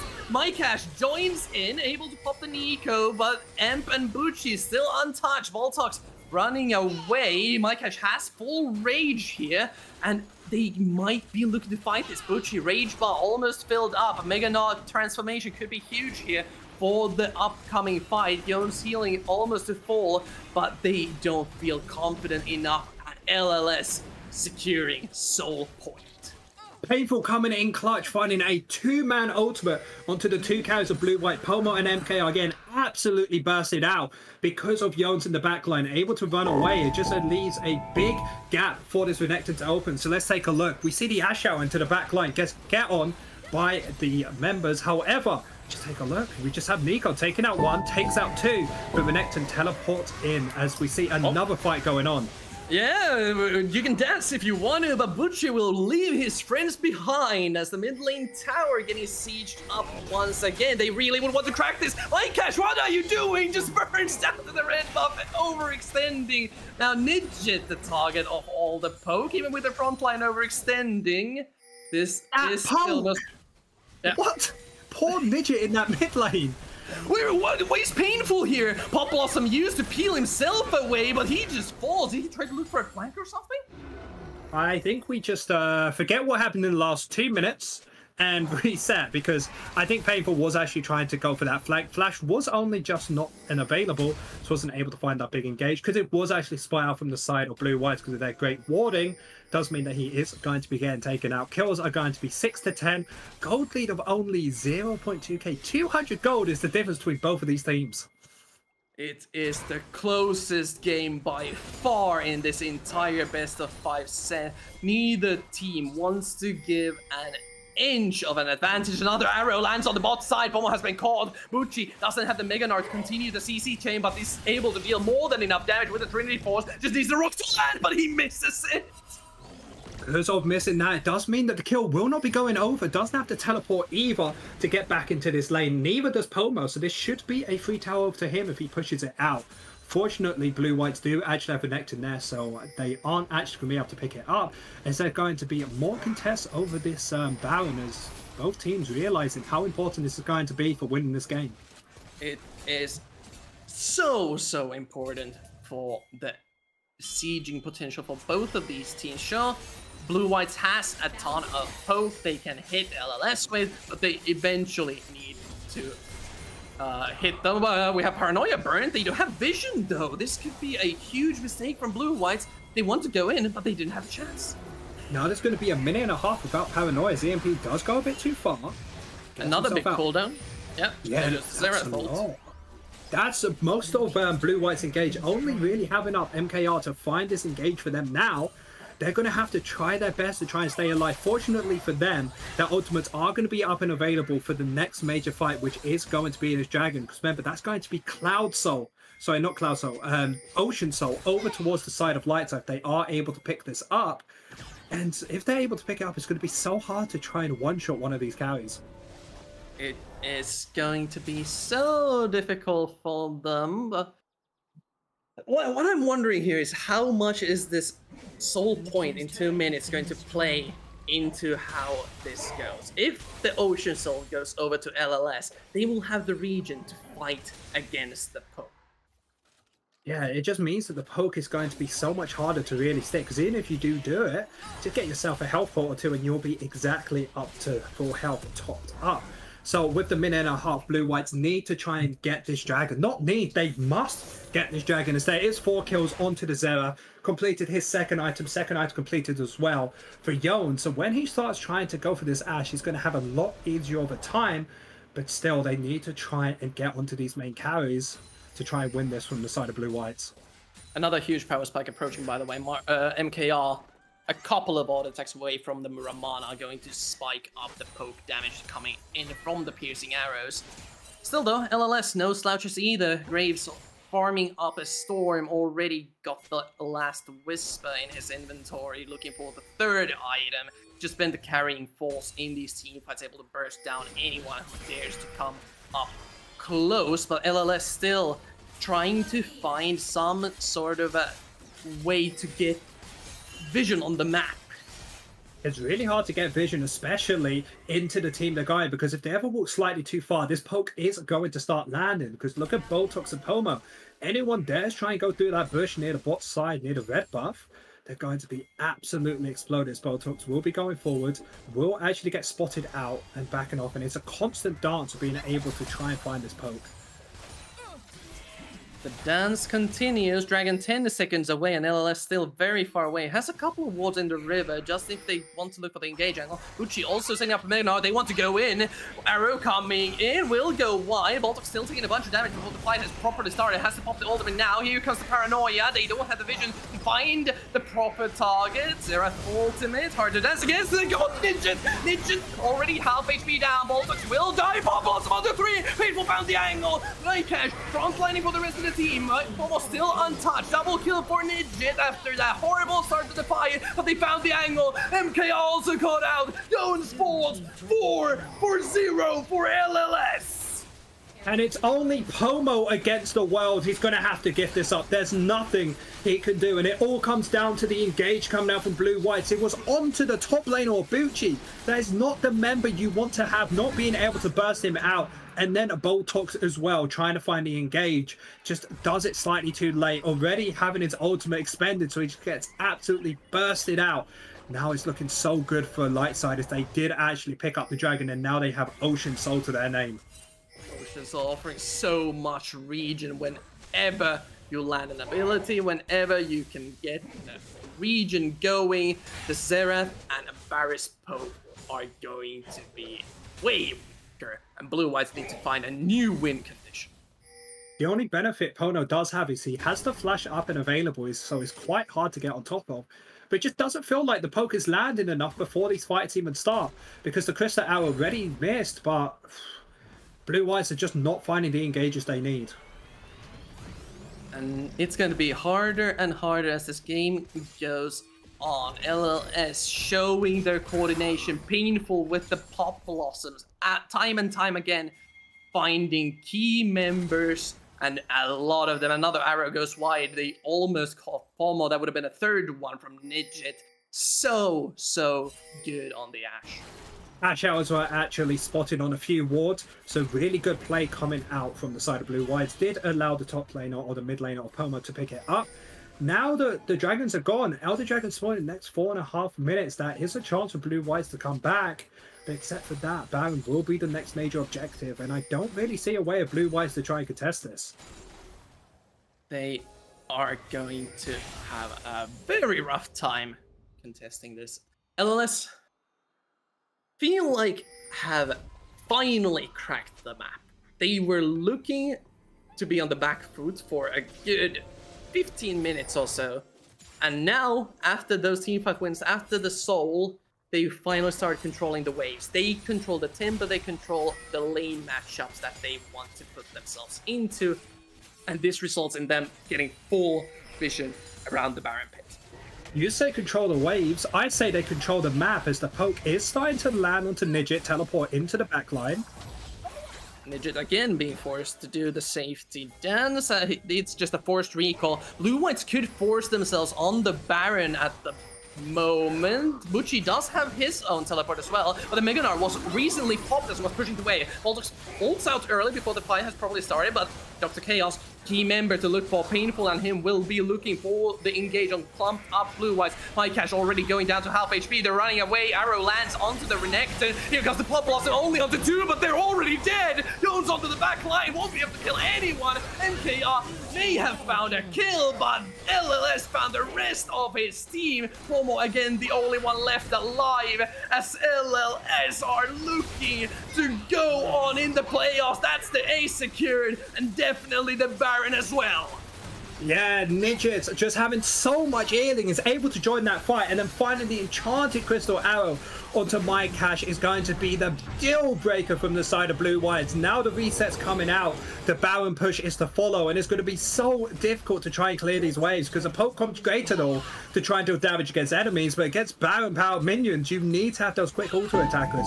So Lightside are going to be in a great position to push this because we can see exactly as well what happened in this Baron. Because take a look, BlueWhite starting this up, Cash again so squishy, and then enchanted crystal arrow lands onto Renekton. Insta gets taken out, Plot Blossom goes in, trying to tank up by the Alistar, and then we see maybe this is the way to turn it. Maybe we have enough damage on Yones, but just gets taken out. Another great stun coming out from the mid laner, and then it's all Pomo on his own. And then from there, it was just it for the Lightside to take the Baron. Lightside just so good at team fighting against this poke composition. And another arrow, they found MKR, painful once again. The Pop Blossom goes a little bit wide, ultimate won't catch him. Reversal from MKR, was a good attempt, but not this time. Now a huge engage ultimate got from both sides as well. Red team's turret has been destroyed. This is hard for the side of BlueWhites. They need to try and get something done. The best way I can really see them doing it is trying to find for one of these side laners, try and pick them up. But talking about picking off, take a look at Yones. Jones is called out away from the rest of his team, has the ultimate away onto the grave, but he's level 17. He is the EMP that puts out the electricity from Jones. Cash has to go golden. Another use bandit, so they found Pomo finally. That's the main wave clear. It's gone. Most of BlueWhites is gone. And LLS looking to secure themselves a spot in the loser semifinals for the playoffs. That's an ace, and that's a 30-second death timer on every single member of BlueWhites. Jones is the only member who may come up in time, but 5 members strong. Lightside, I don't see any way of them not picking up the win here. And the Nexus towers are falling. That's 1, that's 2. It's been a long 5-game series, but the ones moving on is LLS. What a game coming out from Lundqvist, Lightside and BlueWhites. We can't say that this was an easy fight, to say the least. We can't say that Lightside ran away with it or BlueWhites didn't deserve the win. On a different day, BlueWhites would be the members going through, but today Lightsides were able to pick up the win and able to get themselves into the lower bracket semi-finals. And I think it really just comes down to the mental grit and determination from these players, because when you go to a 5-game series, it's less about mechanics really, and it's more about if you're able to stay focused and not make as many mistakes. It felt like in that last game, BlueWhites, they weren't able to find the engages. They weren't able to keep on track on everything. It just, the tempo went out of their hands. But you say what a game, I say what a series. Back and forth right until the end, matching each other blow after blow. Eventually LLS are the ones to come out ahead. I'll try to figure out real quick from production, do we have interviews set up? Because we didn't talk about this before. Yeah, we do have an interview. Who's coming in? Cracky, I believe that's the coach of LLS. He'll be joining us shortly. Yeah, there's a lot to ask him about what really got them the win. But to be honest, if you had to give an MVP to somebody from BlueWhites or Lightside for the whole entire series, who would you have to give it to? That is a very difficult question. Oh boy. Painful just played, especially the Syndra and this Nico game so damn well. For LLS, it would be probably Painful, and for BlueWhites, it's either Jones or MKR. Don't know which one. Honestly, can't say. I kind of agree with your choices there. But to be honest, what can we really say? What a series, though, to be honest. This was the first series to go to Silver Scrapes, and it did not disappoint because everybody behind the scenes, Carvis was saying every time it goes to best of 5 series, it turns into a clown fiesta the last game. I saw no clowns. All I saw was 10 incredible players. I understand BlueWhites did not come out to win, but they should be proud of what they've done. Every single member of that team deserves to be in NLC Division 2 yet again next season, and they're so unlucky to not have the opportunity to fight for Division 1. But yeah, that is the end of BlueWhites' journey. For now, in Division 2, we'll get to see them back next season, but I'm still waiting for updates on the interview. Are we ready to go in there? Okay, just setting it up real quick. We'll have the assistant coach, head coach, not sure which one, coach of LLS joining in for the interview soon enough. But yeah, Zathos, this series, what do you think was the pick that turned the tides for LLS? If it wasn't okay, I was about to say for the whole series, if Nocturne won this game, I would have said Nocturne, but because of course it lost, I think the pick that probably changed it was Nico, a champion that you probably weren't expecting me to say. You were maybe expecting the Xayah getting picked a ton, maybe even a Vulcan or Nautilus, the 2 support champions that have been picked up basically every game, picked or banned. But Nico with the Pot Blossoms on both Pomo and Painful, both mid laners, have been able to pilot the champion just so beautifully. And whenever they're able to find those big engages, it just turns the fight massively. And Painful, probably 3-4 times during that game, was the reason those team fights were working out for them. Yeah, and it wasn't only for Painful. We saw in game 1 for the Nico and for Pomo, those Pot Blossoms turned the tides time. So I definitely understand where that was coming from. Just okay, we are jumping in for the interview. We need to do some setup ourselves, looks like. Yes, we need to head up in our, just showing how much beauty there is with us. But hello, Cracky, how are you? It's hard to process, right? So I don't know, a lot of emotions. We've been through this in the past, like last split. But ever since I became a coach, I get so emotionally invested in the matches, right? So every time we lose, I'm destroyed inside. That's why I'm not a head coach, right? Because I can't go in there after you lose a match and be like, man, we got him next time, you know? Because I'm just sad. But when we win, I'm ecstatic.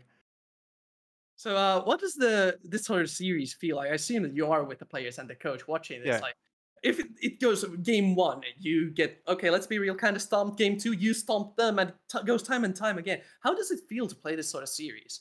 I mean, a lot of times, and this is something we also noticed at the end of our split and also coming into the first series of players we played against Monster, which was the things we teach the players are working, but a lot of times we lose focus, right? And this is especially noticeable on game 3, right? Where we have this huge lead, even though we don't have towers, we lose focus of what is our goal, which is get towers to open up the map, and we start going for kills or for Aurelion Soul stacks, and we lose focus of what we want to do, right? And what's our goal in game.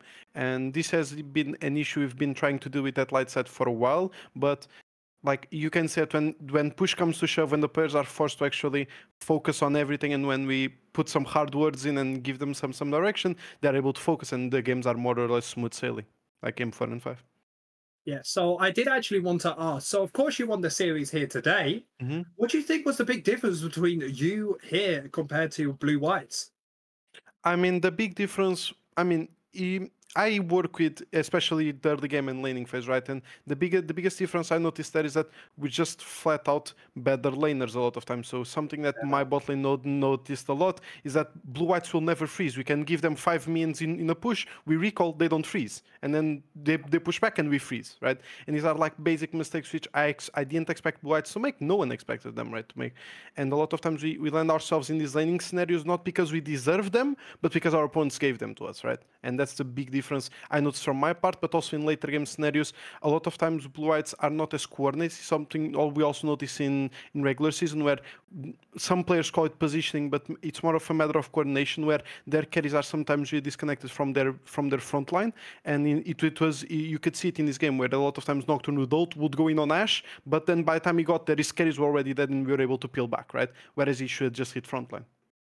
So yeah, regarding the champions, we've talked about the players a little bit. We saw an interesting meta shape up in this best of 5 series throughout all the 5 games. And Xayah was a key point of almost the entire draft.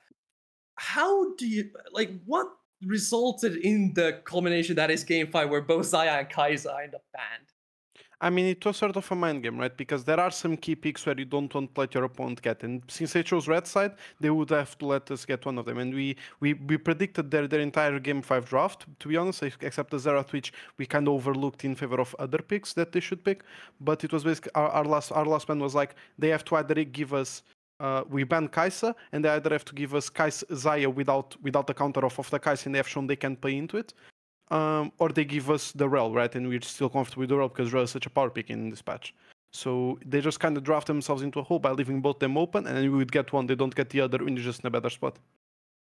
Now, of course, really well played to win the series here today. However, you are in the lower bracket. You are going to be going against Lions Creed next time. How do you think you're going to do up against them? I mean, I still feel confident we're going to do well into Lions Creed. Like, people have not had as much time to practice as we would like. Chaos has been in exam season to finally finish his degree. Butchie has been working the entire summer. Painful has been more away than here. But as we go forward, we'll have a lot more time. And even though the next playoffs is just in a few days, we're already showing strides compared to what we showed last week, right? And I just want the rematch against Spike. I just want to see how Niche stacks up against Spike again and how Chaos stacks up against their support. Because it's really fun to match up against the guy who was through us for ups and downs last split. And I just feel like Spike overall is a really nice guy. He's a really good player. I want to see our bot lane matched up against him. Well, we'll get to see that next week as you head up against Lions Creed. Thank you, Cracky, for joining us for the quick interview. It's been a long day for all of us. You are certainly going to go and celebrate with the players for the very tough, hard-fought win. Congratulations once again. Thank you. Okay, I just want to say congratulations to Portugal for being the first, GTZ being the first Portuguese team to make it through your Masters groups. I'm so happy, man. All of this has been, the great day has been great overall for competitive league. The region keeps on improving. But yeah, thank you for joining us. We'll go back to the caster screen, I think. Thank you. For today. But yes, with that, thank you again, Cracky, for joining us. We are exhausted. It's been a 4-hour day for us. I'm allowed to be a bit, okay, guys, everybody, thank you for watching. I'm tired, all right? You guys are fortunate that we are doing this for free. You have to remember that. But I just quickly want to say, before Carvis closes us out, big thank you to everybody for allowing me to be here. Big thank you to Carvis, the man on my left. Those are how they work. I'll give you a cheeky handshake. Of course, Cal in the background, and every single member of NLC for making this happen. If you do want to follow me, name's there. Search it up in YouTube, Discord, Twitch, all that stuff. I've done my promotion. Carvis, head us off. Make sure, well, we mentioned the social, make sure to follow everything for NLC in the socials. We still have a bunch of stuff to show you on the NLC. Playoffs are still going for Div 2. You're going to see a bunch of more casters, including me, maybe Stathos. The caster schedule is a little bit question mark at the moment, but we still have a bunch of games to show you, including LLS against LC. We have another game tomorrow at 19 or 18 Central Eastern Standard Time. I think so. I think you're correct on that. It's going to be the winners bracket finals with Venom Crest and Munster facing off with Brackish. Spicy game. Yeah, very spicy game. For everybody who doesn't know, Monster Rugby Gaming have been like, this trajectory was, they're kind of bad, Okay, and now they're really good. They are probably the closest team we're going to get to have any opportunity to stop Venom Crest's domination. They have a very good chance of minimum taking one game, but that's all a good chance of trying to take Venom Crest away and maybe putting them into lower bracket finals. But who knows? We'll have to find out tomorrow. But yeah, we'll find out tomorrow. Thank you everyone for joining us, and we are out.